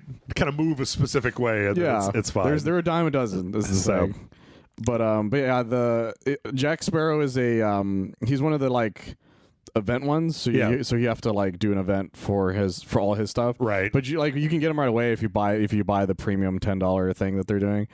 The other ones are like ones that you can buy in the store. I'm just wondering, like how they always have these like very specific trailers that look like that are themed for whatever they're supposed to be in. But I'm wondering, like, what does fucking Captain Barbosa look like shooting a rocket launcher at a Cybertruck? I don't know. Being driven by Pickle Rick, for God's sake. There's so many insane things about it that it does make it kind of funny. I think it's just interesting that they're even doing a Pirates of the Caribbean. Yeah, it's not like there's a movie or a tie-in or anything. Yeah, there's nothing coming out. It's not like Elizabeth Swann's in a bunch of shit. Right. It's not like any of these characters in a bunch of shit. Yeah, I don't know. And also, like, Johnny Depp has not been well regarded in a while. That's true. So I don't know. It's an interesting choice. Yeah, but you can get him now. If you want all his stuff, you have to do all the stuff on the event. Last week, Overwatch 2 debuted their new hero, Juno, who, like, you guys, some people might wonder, they're like, Jeff, you've said repeatedly how you don't like Overwatch 2. Why do you keep talking about Overwatch 2? Well, because we have to. It's a game. In this case, I'm talking about it because I really like this character's design. Like, their design is still amazing. She's like this kind of space character, and she's like zero G. She kind of skates along the ground above the ground. She can do like a space glide. She's a healer, so she's got kind of a submachine gun that heals teammates and then like hurts enemies. So it's kind of one of those omni weapons. And she's got some I really dig her like design, like just the way that she moves. She's very like floaty. Yeah, she's a fantastic design. I didn't really look at her yet until now, and she's got that really old school, like you would see it in like an old school like sci-fi novel cover. Yeah. But modernized enough where it still looks exactly like it. This big bubble helmet, because you could see her and she's got kind of a retro hairstyle. Like, I could picture this on a lot of like 1950s ass like advertisements kind of thing, and it looks great. And she also has a hyper ring where she makes this ring and then everybody can run through it. They get super fast. Then she's also got her ultimate is this orbital cannon that like is a buff. It literally comes down and buffs teammates that go through it. Like, that's not what I expected that to be. Yeah. I don't have no qualms with it. It's just not what I expected when you said orbital ray. Right. It doesn't actually. I don't think it actually I think it might weaken enemies, but I don't think it like kills them. But yeah, I don't know. I just mentioned it mostly because I really like the character design. That's my problem with Overwatch 2 is that you keep coming out with things that look kind of cool. Yeah, and then I'm reminded that it's Overwatch 2. But then you have to play Overwatch 2. Yeah. Which I think is what we used to say about Fortnite, to be honest. It was what we used to say about Fortnite. Yeah. But then they came out with Goku, and I was like, okay, well, if Overwatch 2 comes out with Goku, right? Maybe they didn't. You didn't get it with Spider-Man, but when they put out Goku, you were like, okay, fine. Well, by then, no build mode was already a thing too. Right. So yeah. Let's see. Did you and I play Splitgate? We played the first one, yeah. Yeah, so they announced Splitgate 2, put out a cinematic trailer for Splitgate 2. I swore they shut down the first one. No, it's still going. They stopped really? developing on it in 2021. Oh, that's what I was to thinking start developing. This one, the sequel, is supposed to have kind of everything that the previous game had, but a lot more. Fun fact: we played Splitgate so early that it was like nothing. Like it was a Halo with some stuff in it. Yeah, that's all it was. It was Halo. Like we didn't understand why it was so exciting to people. Halo with a portal gun, basically. Yeah. And yeah, so they've got this cinematic trailer they put out that has 3 different characters, and they kind of show a lot of different like moves and stuff. I mean, show me the actual game, you guys. Like, it's good to get, this is good. I'm glad that the team did well enough that they were able to make a sequel, and hopefully they'll take everything they learned from the first one in order to make the second one even better. Yeah, because they did a lot of stuff. Because even after we played it, they did a shit ton of work on it. Right. Because I think we ended up looking at it again way after the fact. Did we? Well, maybe. I don't remember. That's the problem. I can't remember if we did or not. We played it super early on. It was very mind-bending. The kind of like... Yeah, we couldn't portal with Halo with portals. Yeah, like, we couldn't wrap our heads around it correctly. Like we kept trying to, but our brains just were not ready for that idea. Yeah, I'm not like the portal mechanic is not so second nature to me that I can then integrate it into the like shoot a person thing. Yeah. The thing about Portal is it's all about puzzles. Right. It wasn't about that's what made Portal so interesting at the time was it was a first person puzzle shooter is the closest thing you can say. Yeah. But this was an actual shooter with puzzles ideas in it. Yeah. It's a good trailer though. It's very everybody should go watch it. It's real solid. It's very charming. They got the kind of 3 characters, kind of 2 gruff characters and a kind of a jokester guy, and if it's anything like the first one, people are gonna have a lot of fun with it. I hope so. Let's see. From there, we got a very brief trailer for Space Marine 2 that just shows off the Tyranid swarms, and holy shit. Oh my goodness. They have done a lot of work on making the number of enemies on screen that you are shooting at. Like, these swarms are so big, because I've been thinking about, I don't know, by the time this comes out, you'll know whether, I think we're going to play through the original Space Marine for Sequential Saturday, but I was playing a little bit just to make sure that it still worked and everything, and I was like, oh, there are a lot of orcs here, and then you look at these swarms of Tyranids and you're just like, oh fuck. That's a lot of bad guys. There's so many of them on the screen that I'm a little overwhelmed just looking at this thing. You can see some of these shots where you're looking off into the distance and seeing herds of enemies. It makes me wonder, am I allowed to be able to kill those things, or is it just background things? Because that's terrifying. Yeah, so it's really cool too, because I feel like, we've done orcs, we've done chaos. I'm sure there'll probably be some chaos eventually, but Tyranids are a good one to throw in there. Throw some necromorphs in there too, or necromonger. No, that's Riddick. Necromorphs? I don't remember. Necro guys. I don't know a lot about Warhammer outside of these specific games. Necro guys. Throw some necro guys in there. Some of those necro guys. But yeah, it's I'm interested to see. I want to know if this is if the footage that I'm looking at on their channel, is this on a 4090, or can my console, is it going to look this good on a PlayStation? Because that's a good point. Yeah, this thing is gorgeous. It's very good looking. They've all got the stuff, and the thing is that I've seen enough games that actually look as good as this on consoles. Yeah, it depends. So it all depends on whether or not the frame rate can keep up. Yeah, that's usually what happens on the console versions. Yep. September 9th. Check it out. We got the launch trailer for Conscript. I think you and I saw this during Summer Games Fest. It was kind of a PS1 zoomed out trench horror game with these kind of very retro old school graphics, where you're kind of, there's what it reminds me the most of is a PSP game. A PSP or a higher end 3DS game. Right. Yeah, where you're kind of this top down, and you're kind of going through trenches and sewers and stuff in the middle of the war, but also some kind of crazy this inventory menu. If this was a 3DS game, it would just be the bottom screen. Right. The touch screen. Yeah. Yeah. Yeah, I mean, apparently it got pretty good reviews. I'm still trying to figure out a place to put it in the actual video rotation. Oh, okay. But I'm sure we'll find a slow period or something. Yeah, but it came out. It got it, and it's looks pretty good. So go check it out. Let's see. In other horror news, we got a release date for Zoochosis. Oh, fun. which I've I'm still not sure what this game is, even after we've seen more of it. I don't know. It's like you have to take care of the animals, but then if they get all infected with weirdness, you've got to go like tranquilize them and try to cure them of their weird, horrible mutant bullshit. Yeah, like it's hard. It's kind of interesting that I still don't really know what we were supposed to be doing. Like, how do you live or die or what? Yeah, like how do you lose? How do you don't lose? Like that kind of thing. Yeah. So it'll be interesting to kind of see how that works. The one thing that they did show is so they've shown the fucked up kangaroos and the fucked up hippos and the fucked up spider giraffes, but they showed zebras, and apparently the mutated zebras, their buttholes turn into giant mouths and they run backwards at you with their head dragging along the ground, and that's fucking terrifying. Yeah, what the fuck? That's not what I expected at all. Yep. And they're coming out September 23rd this year. So a lot of stuff in September. Yeah, September's going to be an interesting one this time. Yep. Let's see. Speaking of horror games, we got the announcement for the official definitive edition of the Mortuary Assistant, a game that Tess and I played. It was very interesting, where it's like you're kind of working in a mortuary, but then it turns out that there's like evil spirits. But I don't know if everybody knows this, but this is like a roguelike game. Oh, is it really? Where you're trying to like survive the night. You're trying to like identify the malevolent spirit by looking at like the body and things that are happening around you, and then identifying them to kind of exorcise them in this like altar.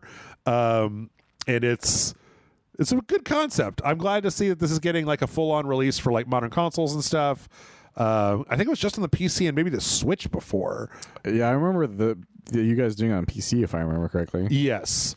So this is going to have new haunt events, an endless embalming only mode, new bodies, new lore, the Valentine's Day seasonal event, performance improvements, and more.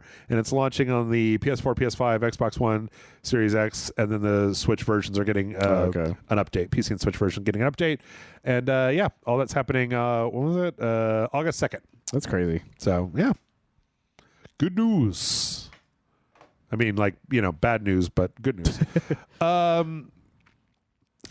And a console release date for White Day 2, The Flower That Tells Lies. Okay. White Day, I believe, is like, it's like this, I can't remember. I thought it was Indonesian, but I could be wrong. It could be Chinese. I know what you're talking about. Horror game. I think we played that, didn't we? I thought I played it with Amanda, but I'm not entirely sure. I remember us talking about it, but I don't remember if we played it or not. The second one, I don't think we ever played because I kept looking it up and everybody kept saying it was bad. That's what I kept hearing about, even any of them, really. Yeah, so I think we skipped this one because as soon as I could tell, I think the beginning of these types of games are so slow that like it's hard to actually get to the point where there's some supernatural bullshit happening. Yeah. I was trying to see if I could find the thing, but I can't. Oh, if we played it? Yeah, I couldn't remember if you did it. I just remember us talking about it at one point. Let's see. Let me find. I should be able to. I got access to my YouTube channel. White Day. No. The first one, Amanda and I played, but we never played the second one. Okay, so then we talked about it is what it was. Yeah. But yeah, it's supposed to not be very good. It's like based on a true story or some shit, if I remember correctly. Yep. We got the release date for Shadows of the Damned, Hella Remastered. Good. Good. I like this. I like this trailer because it basically is like an action montage, but in between it keeps going back to Shinji to Suda 51, and then like the what was it? Okay, it'll do it in a minute here. It'll say like Suda 51. Nomaru, somebody, Q, somebody, and then Shinji Mikami. But then every time it says them, it gives them different titles. Oh. So it'll say like creative input, concept. It always says concept art, enemy design, and enemy design for the two guys in the middle. Mentor but then, like, masters. but then it shows the title, and then it just like shows a new thing. There's some new like costumes. and it just keeps showing the same credits over and over again. Yeah, Mikami turned into thief award or something. Thief of awards. Oh my god. Part-time influencer. I'm so fucking excited for this, by the way, guys. Yeah. I loved this game when it came out. It's so interesting because to think that Shadows of the Damned and Lollipop Chainsaw are both getting like remaster re-releases. Yeah. I was just talking to somebody about that recently because I was at that Comic-Con and somebody was dressed like the character from Lollipop Chainsaw. Oh, Juliet. Yeah. And so I had to explain to my friend what that game was because they didn't know what it was. Yeah, it's a good trailer. Mr. Godhead. Shinji Mikami, Mr. Godhead. That needs a re-release. New game plus, and it's all coming out on what is it, September? Is that no Halloween? It's coming out on Halloween. Coming out on Halloween. It's coming out on Halloween. Oh my god, October 31st. I can't fucking wait for this game. Oh my god, I had such a good time with this one. Yeah. This one might have to go on the list for you and I to maybe do a sequential on. We should, because we talked about it for a while. I think this game is criminally underrated, and then like when we started talking about it more seriously, they announced that there was going to be a remaster. So God, I'm so excited. Yeah, I loved it. Of all the re-release stuff that could happen, yeah. Did they? Also, if you guys ever get a chance, watch the what happened on it because it was going to be a completely different game before this. Oh yeah, holy shit. Let's see. So yeah, we got what that. What were you going to say before that? Oh, I was going to ask if did Killer 7 ever get? It got released on like the Switch. I think, came out right? on the PC. I think. Oh, the PC. Yeah. Okay. I don't know if it did end up coming out with the Switch or not. Okay. I know it came out on some stuff. So if you like Shadows of the Damned, you might really like the next game from the creators of VA11 Hall-A Valhalla, the cyberpunk bartending game that people really liked. It's called 45 Parabellum Bloodhound. They just put out a trailer for it, and this shit has got some fucking like, it is screaming PS2 vibes. It's kind of got like a low poly, but not quite chunky PS1, more like chunky PS2 look to it. And then it's got a lot of really weird kind of like a Suda51 game almost. Yeah. And it looks really cool. It's got this like combat system that looks like Parasite Eve or something with this kind of globe that pops out. And there's like just this montage of like craziness and insanity and explosions and weird anime looking motherfuckers. And like, I'm like, yeah, I know. I'm into this. Like, it reminds me of early PS2 games where everything was detailed but not detailed enough yet. It wasn't quite anti-aliased like very well, so you saw kind of jaggy edges. Like it's the point where like you can say like Metal Gear Solid 2 is the exact moment everything got like way nicer looking, if that makes sense to people. Because the PS2 was out for like a year or two before that point. Which I'm very excited for this one because it looks more like it looks more like a thing I would play. Yeah. Like, I'm not into the cyberpunk bartender thing, but this looks more like some fucking edgelord ass early 2000s anime bullshit. I'm there for that, man. Yeah, it looks great. So, it doesn't have a full release date outside of, I think it's supposed to be coming out this year sometime, but nothing specific. Wishlist that sucker. Yeah. Let's see.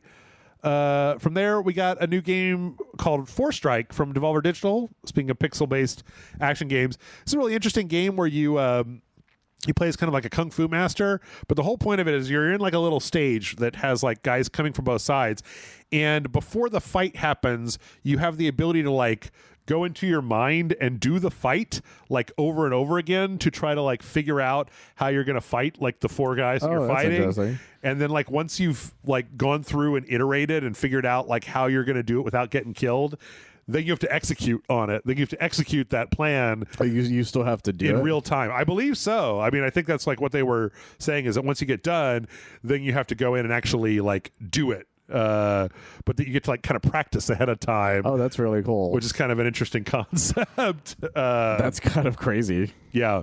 And it looks like it's like got kind of a Slay the Spire system where you're kind of going through like choosing a path. It's kind of roguelike, and then you're getting like upgrades and stuff in between.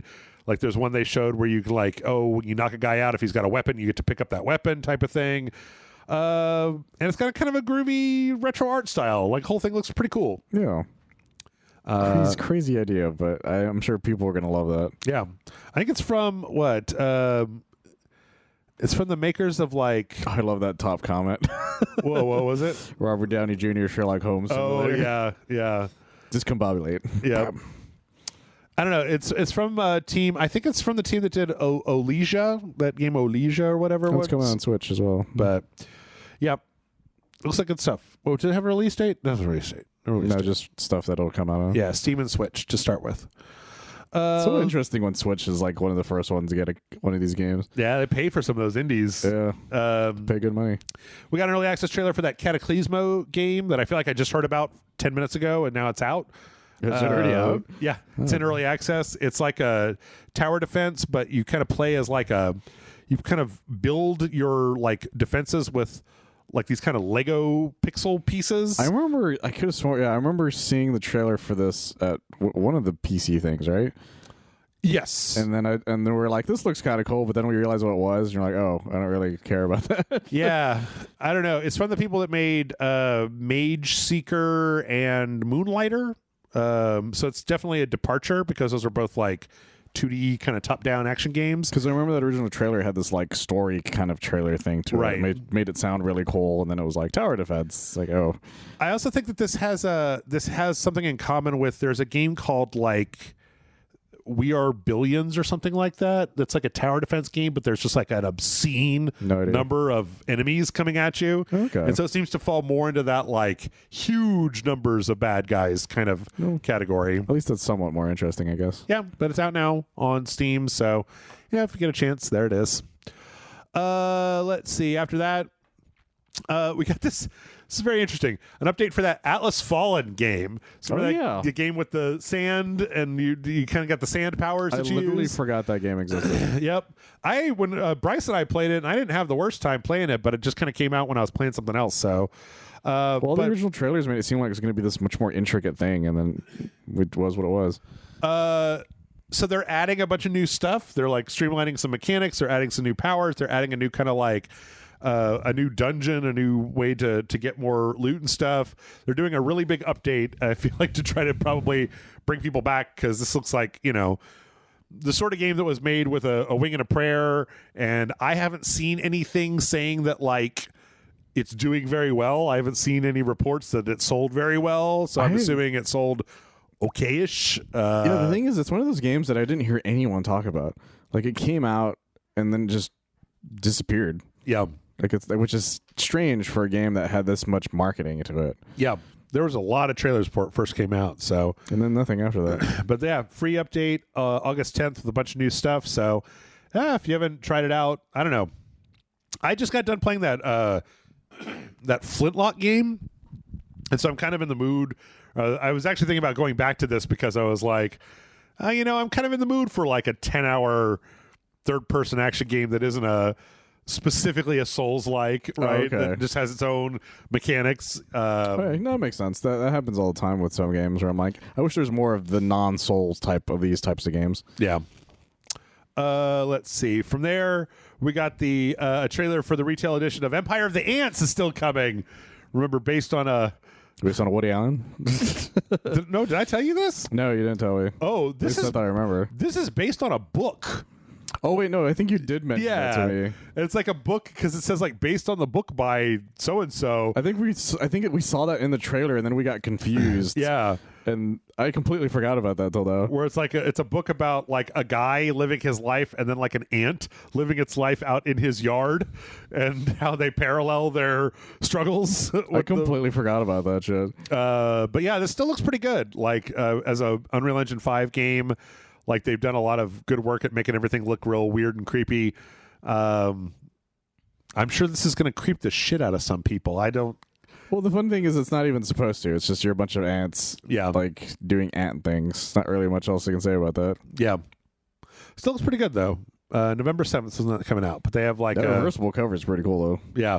Oh, with all the... Yeah, it's like it's a bunch of ants, and then the negative space where the ants are not form like a picture of an ant. So, pretty cool. Let's see. Pacific Drive is getting a bunch of DLC kind of updates. Oh, that's fun. Like a refresh. It's getting a bunch of new mechanics. It's called Dumpsters, DSLRs, and Drives. So it's got a photo mode that you can use now. There's a bunch of new cosmetics that are based on there's a friendly dumpster in that game that gives you stuff. Yeah. And then there's another one, the Drives part of it is they're putting in like these new jets that you can put on the side that'll let you like juke your station wagon while you're driving it, so you can go around stuff that pops up in the middle road and you can kind of juke around it. There's also some upgrades for the garage, like a matter deconstructor that you can just throw stuff at, which is good because I hated having to go over there, go into my inventory, and then it would be easier to just be like, get on over there. You were obsessed with that game. I beat it. It was good. I liked it. Oh yeah, yeah. It was a fun, chill time. Oh yeah. Also, you can spray paint the headlights now, so you can make your lights like a specific color. That's fun. I really like Pacific Drive.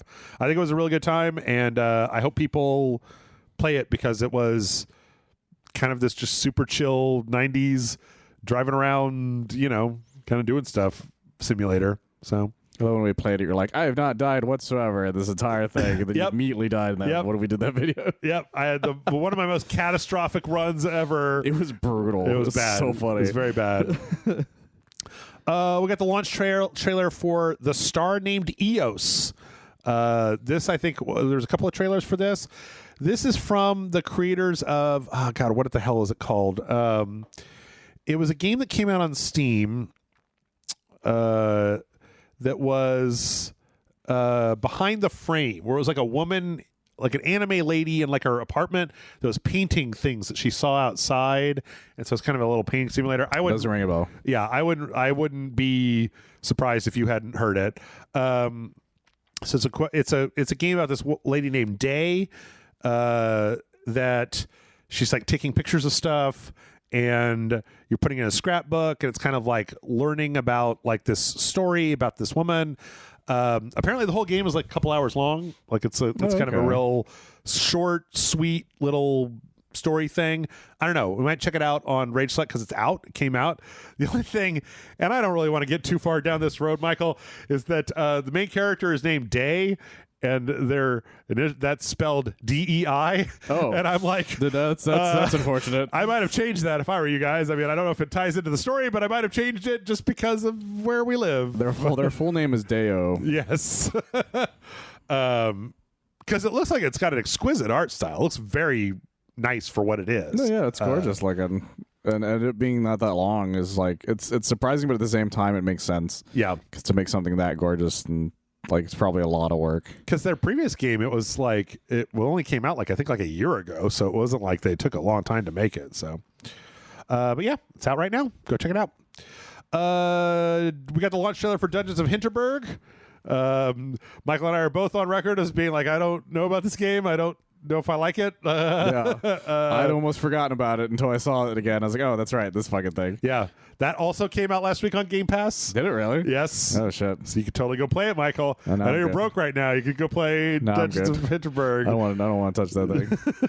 I'm not interested enough. Cozy game about some girl that goes to a town and she's doing dungeon fights, and there's like a skateboarding on a sword.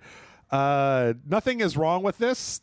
No. It's just that Michael and I have both played a lot of games that are kind of in this similar vein, and I don't think this one has anything specifically that's making me excited. I think it's nice looking. It's got some cool stuff in it, but I just don't care. Yeah, it's all right. Which is a shame. But, there's too many games now. Yeah. If I didn't have a job and had all the time in the world, then of course I would probably play it. Sure. But I don't. And I got all the games for free. Yes, there's that too.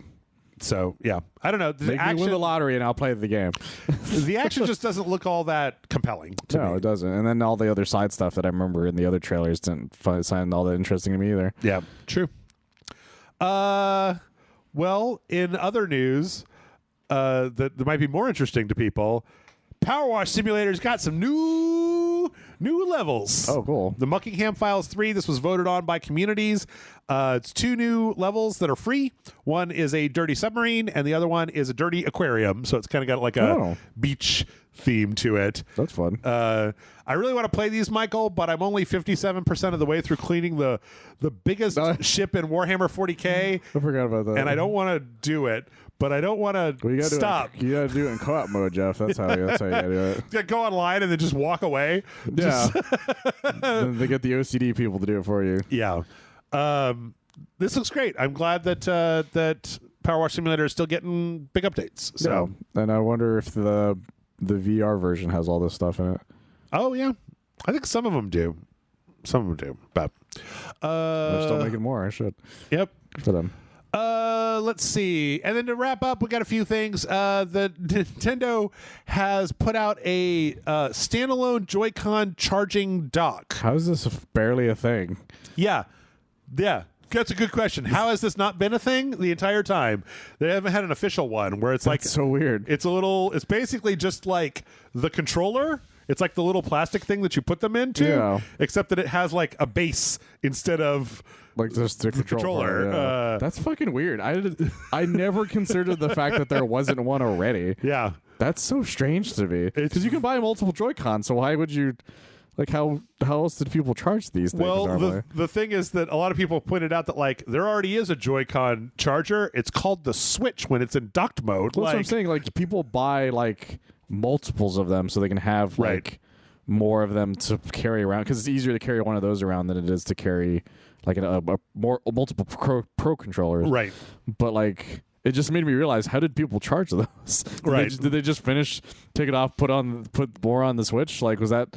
Maybe. There has to be a better way, Joe. Well, I'm sure that there's some company that sells them, a third party that sells Joy-Con chargers. Otherwise, I would have lost my mind. Because, like, how else were they selling Joy-Cons? Like, you don't just make a Switch and then people only use those from then on. Like, I assume people were buying the replacement Joy-Cons. I didn't. That's so strange. I still got my launch ones on there. Well, I keep remembering like they made like they made the limited edition Zelda ones. Yep. And stuff like that. I'm like, were people buying those for like to actually use as other like I don't know, it confuses. Like it's opened a whole can of worms in my head that I didn't bother thinking about until this very moment. And I don't know why.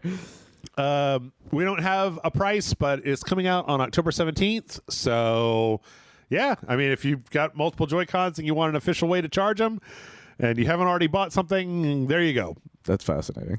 It's also weird to me that they put them like they're a controller, like on the sides, instead of like sliding them in like having a 4-bank charger instead of like something that's like practically like or like I gotta something that would make more sense. Yeah, like I don't know why it's just only having 2 is just confusing me. Why do they have wireless charging? Yeah, that's a good point. And why can't I just buy a mat and just throw them all down on the mat? Because think about if you're using them separated and you've got the like guard on them, then you take the guard off, you have to put them in, you have to charge them, take it off, put it back on. And before anybody says anything, my brain thought when he said to throw them on a mat, I was thinking of Matt Frank laying there and throwing Joy-Cons on him. Joy-Cons. Like, Joy-Cons. Charge, Matt. Charge them. Charge my Joy-Cons, Matt Frank. He's just like, stop it. I'm trying to draw Godzilla over here. In other Switch news, Capcom has confirmed that the new Monster Hunter is not coming to Switch. In an investment call, they were asked whether it would be coming to Switch. Yep. They were like, no, it can't run on the Switch. It's not strong enough. Yeah. Can't even charge your Joy-Cons outside of the Switch. Can't even charge your Joy-Cons, man. They made some kind of specific statement about like, you know, we're looking to give people like the best experience when they play this game, and then we can't really take. We can't really do that. Issue they had with Rise, which is that they ended up coming out with the other version of it eventually. Yeah. So they just decided to cut out the middleman. Quote: one concept we've incorporated into this title is aiming to portray the maximum of the world of Monster Hunter by utilizing the latest technology to its limit. To that end, the platforms capable of realizing that concept are currently the PlayStation 5, Xbox Series X/S, and PC. Going forward, we will provide more information through details regarding these concepts and themes and blah, blah, blah, blah, blah. So, yeah, no Switch. No Switch. Let's see. Oh, yeah. I forgot about this. A bunch of EA, ex-EA, like sports dudes have gotten together to make a standalone basketball game that's like a spiritual successor to, was it called NBA, like The Street or something like that? Yeah, I forgot. It was a game that was like, it was supposed to be like an NBA game but you were playing on the streets. Right. And the reason I say it that way is because that's how they would say it. That's like basically the idea was like, the youths will love this version of the game kind of thing. Yeah. But it had like actual like NBA stuff in it, which is the reason it was like, you know, like it's like a license thing. Whereas this one is called The Run: Got Next, and it has original characters. And it's also apparently going to be like a roguelike game where like in between matches you get to choose like a randomized set of powers to like put on some of your players and whatnot. And you can play it co-op, or you can play it versus people, or you can play it solo. There's actually the PlayStation had like a free-to-play 2v2 basketball game that I kind of got into for a little while. Oh, okay. Yeah, these were usually 3v3s if I remember correctly. Yeah. But it looks pretty cool. Like, and they do recognize that they're like, every time somebody has tried to do this without licensed basketball players, it has failed miserably because that's what people want out of sports games generally. But they're saying they've got some ideas on how to get around that, and they're going to try it. I don't know. Looks kind of interesting. Go watch the trailer. I would rather, people try to do stuff like this where they're like, what if we just made that game without the thing? Like if somebody made NFL Blitz again, but without like the NFL stuff, right. I probably would try it. Yeah. Like I feel like more people should start doing that sort of idea. Because I actually liked NFL Blitz, and I don't give a shit about football. I'm waiting for more arch rivals. Like you can punch the guy. Punch. Yeah, that's what they should. Actually, they should do that, to be honest. I would play that too. God. Michael, I just realized there are people out there who have never played Arch Rivals and have no idea what I'm talking about. No idea. That's the problem with the games, man. They're not on everything. I don't want to be old anymore, but I don't want to be young either. We'll get to that. The last story in here is why I don't want to be young. Ubisoft has announced that they are putting Skull and Bones on Steam in August. It's not on Steam. Still chugging along. It's not on Steam. I didn't even realize it wasn't on Steam this whole time. Are you serious right now? Not on fucking Steam. What was it on? Was it on anything PC relays? I think it was probably on Epic. I don't know. That's a good question. But it's coming to Steam August 22nd. So, yeah, that will reverse their fortunes. I mean, I don't know. I say that sarcastically, but like, a lot of games get a bump when they go onto Steam because people just don't want to buy it when it's not on Steam. So, yeah, Epic Games. Okay, it was an Epic thing. Okay. It was an Epic Games. Okay, that makes more sense. But even then, like, yeah, it might get a bump, but the problem is the game isn't exactly like wowing anybody even still. I don't even know anybody who even plays it. It's so funny to think that there are games like Skull and Bones that came out, and I hear more people talking about indie games than Skull and Bones, right? Like, it doesn't come up at all. Yeah. Yeah. I'm sure it'll be the underdog at Game Awards. Let's see. Speaking of underdogs, we got our last trailer for the Borderlands movie. Oh my god, I still can't believe this movie's real. Yeah. I saw a tweet on it where they're like, all the characters that are being played by people who are probably too old, right? And like everybody says it looks terrible. And there's all these things, and I can't fucking wait. Yep. I was actually thinking that just to be a contrarian piece of shit, it's like, I'm not gonna go watch Deadpool Wolverine. I'm gonna go watch the Borderlands movie in the theater day one. Oh my god! Me and 4 other fucking sweaty white guys. Like, again, I've heard that some early reports came out saying it was really bad. I still maintain, even watching this trailer right now, Michael, I maintain that this could be the sort of movie that is fine if you don't have to pay for it and you get drunk before you watch it and you watch it with your friends. And it's just kind of shitty. Like, oh no, yeah, it could just be fine. Like, I'm not gonna say it's gonna be the new Super Mario Brothers movie because it's still clearly wants to be Borderlands, whereas that original Super Mario Brothers movie did not want to be Super Mario Brothers. Yeah, but like, I don't really like Borderlands as a story to begin with. Like, the only reason I like Borderlands at all is because Handsome Jack was so damn memorable in Borderlands 2. Like, none of the other ones ever lived up to that idea. So my coffee's running out on me. And I think my sleep-addled brain has just figured it out. I'm such a fucking Cate Blanchett fanboy that I think that there's part of me that's just like, well, I mean, Cate Blanchett's in it, so it can't like be like it. Like, there's only so bad any movie that has Cate Blanchett in it could actually be, right? You guys, that's fair. Like, she's still Cate Blanchett. I know it's Eli Roth. I know it's fucking Randy Pitchford. Yeah. I know it's fucking, Kevin Hart and fucking Tiny Tina and a whole bunch of stuff that I don't like. But like, but Kate Blanchett is still in it, so Yeah, but we also know why she's in it. Yes. Because she was so bored. She was good. She's like, I will do anything. I'm about to murder my husband. Yeah. So I don't know. I'm going to watch it. Yep. I don't know if I'm going to like it. Yeah. But I'm going to watch it. I'm gonna watch it. Who knows? Maybe it's one of those things where I come out where it's like my expectations could not be lower, and so you were unable to ruin my day. That's fair. Borderlands. I haven't even heard any ideas of any screenings for this. You want to know? Okay, so the things that on the other hand make me not want to watch this movie is that every time they make a trailer for it, they show that piss joke. They do. And I'm just like, this was not that good of a joke.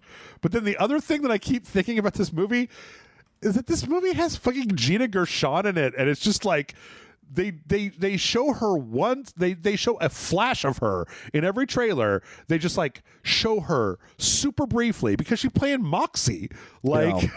and like Gina Gershon isn't nothing, you guys. It's strange. It's very strange who they got for this movie. Like, I just don't know. Yeah. Anyway, so who knows how that's going to go? We got 50 seconds worth of Arcane Season 2 to tide you over because we're still waiting. But if you're interested, there was a very brief thing where it was I don't know who these guys are. The little professor, like teddy bear looking guy. Yeah. But then this guy, I know him because he's the time guy he's in the fighting game, and he had his own game where he was kind of like, it was like he's on the mean streets, like using his time powers. Guy. Okay. Yeah, yeah. I didn't show him right away. Yeah, he's in like all the trailers for the stuff. Yeah, which I kind of like his character. I don't know. It's so weird because I feel like I know a lot now about the League of Legends universe, even though I never finished watching Arcane. I never actually played any of the games outside of the dojo. Like, but I still know a lot more about this universe than I did before. The amazing thing about League of Legends is they figured out they somehow made it possible to make League of Legends more of a thing than any other company's attempted to expand their universes, right? Which is surprising because League of Legends is known as the most toxic gaming community ever, right? Yet they've made everybody fall in love with these characters that they will never play a game of, and I think that's fascinating. Indeed. One of these days I'm gonna go back and watch it. Watch Arcane. People love it. So, I heard about this on my way here. So, I wanted to put the story out here. Oh, God, we're almost out of time. But, okay, I want to tell a story. Michael Bay is apparently in talks to make the Skibidi Toilet cinematic universe. And people are like, what the fuck is this shit? Yeah. Here's the thing. This is not weird. This is not weird at all. Oh, the choices is not weird, yes. Well, no, like this whole story is not weird. Skibidi Toilet is immensely popular with young people. You know what young people do? They either get their parents to spend money or they spend their own money on stupid shit. It's true. Why in the world would you not cash in? Why would you let Skibidi Toilet remain some dumbass YouTube thing and not cash it in? The Trolls movie made money. That's true. The Emoji movie made money. Did it? I think so. I don't remember if it did or not. Like, they made Battleship into a thing. They made Barbie into a thing. There's Fred the movie. Like, there's so many things. Yes. There's actually, there are a lot of YouTube things they did make into movies eventually. Yes. Fucking wasn't Smiling Friends like a YouTube thing? No, there's just a bunch of YouTubers who kept pitching shows until they finally said yes. Yeah. So like there's not as much of a disconnect, and the thing is that when you look, if you were an executive, you may not know what the fuck a Skibidi Toilet is, but if you look at the number of hits on those videos, you go, I don't know what Skibidi Toilet is, but who owns it? Because I want to buy it. Yeah. And then I want to get whoever owes me a favor, Michael Bay, get in here. I need you to make a Skibidi Toilet. And actually, as somebody who has watched, this is the weird thing, Michael, as somebody who has actually sat down and watched at one point Skibidi Toilet, the whole thing, because they're like 10-minute episodes. You said you watched it. I didn't watch it at all. It was like 40 minutes. Michael Bay is perfect to direct Skibidi Toilet, because the whole thing is about this invasion of the toilet monsters versus the men with the TV heads, and they go back and forth in this arms race that keeps. And then the Skibidi Toilets, they have a giant Skibidi Toilet, but then the TV head men, they make this giant mech of a TV man that's even bigger than the Skibidi Toilet. So every time and it punches the Skibidi Toilet. So every time Jeff says Skibidi Toilet, I die a little on the inside. And he's been saying it a lot, and I feel very uncomfortable. Okay. All I'm saying is that people put this out there, and they were like, this is insane. And I'm like, actually, this is not insane at all. This is not insane at all. The sad thing is it's not, and the sad thing is I get it, and the sad thing is I also get why they chose Michael Bay. Yep. So, because if anybody can make something that nobody expected to be a giant cinematic universe, it's Michael Bay. The thing that's weird to me, though, is that they keep using the word cinematic universe. And I'm like, guys, I've watched this. There are two things in Skibidi Toilet Land. The Skibidis and the TV headmen. Those are the only two things. This isn't like the Avengers, right? Like, I think it's just a buzzword that people just like using in headlines. Yeah. So I don't think it's going to be a universe, but they're definitely going to make a movie of it. Because like, there's not a crossover unless they cross over with Transformers. You know, that'd be pretty funny. Or the G.I. Joes. Or maybe they just start crossing over with other weird internet shit. Yeah, they have plenty of other weird. Get Meat Canyon to make a movie about something. Right. Speaking of toilets, somebody made a mod for Hitman 3 that I love, where it's basically like a thing that Agent 47 can drop, and then when it hits a button, it converts it like builds itself into a porta potty. Because so sometimes in Hitman, when you poison somebody, they have to walk for like 40 minutes to get to the nearest toilet for you to drown them in. Or sometimes they'll just go to a trash can and start throwing up into the trash can. But here, you can always make sure that they go to this porta potty by placing it really close by. That's so funny. And it's a silly, conveniently placed toilet.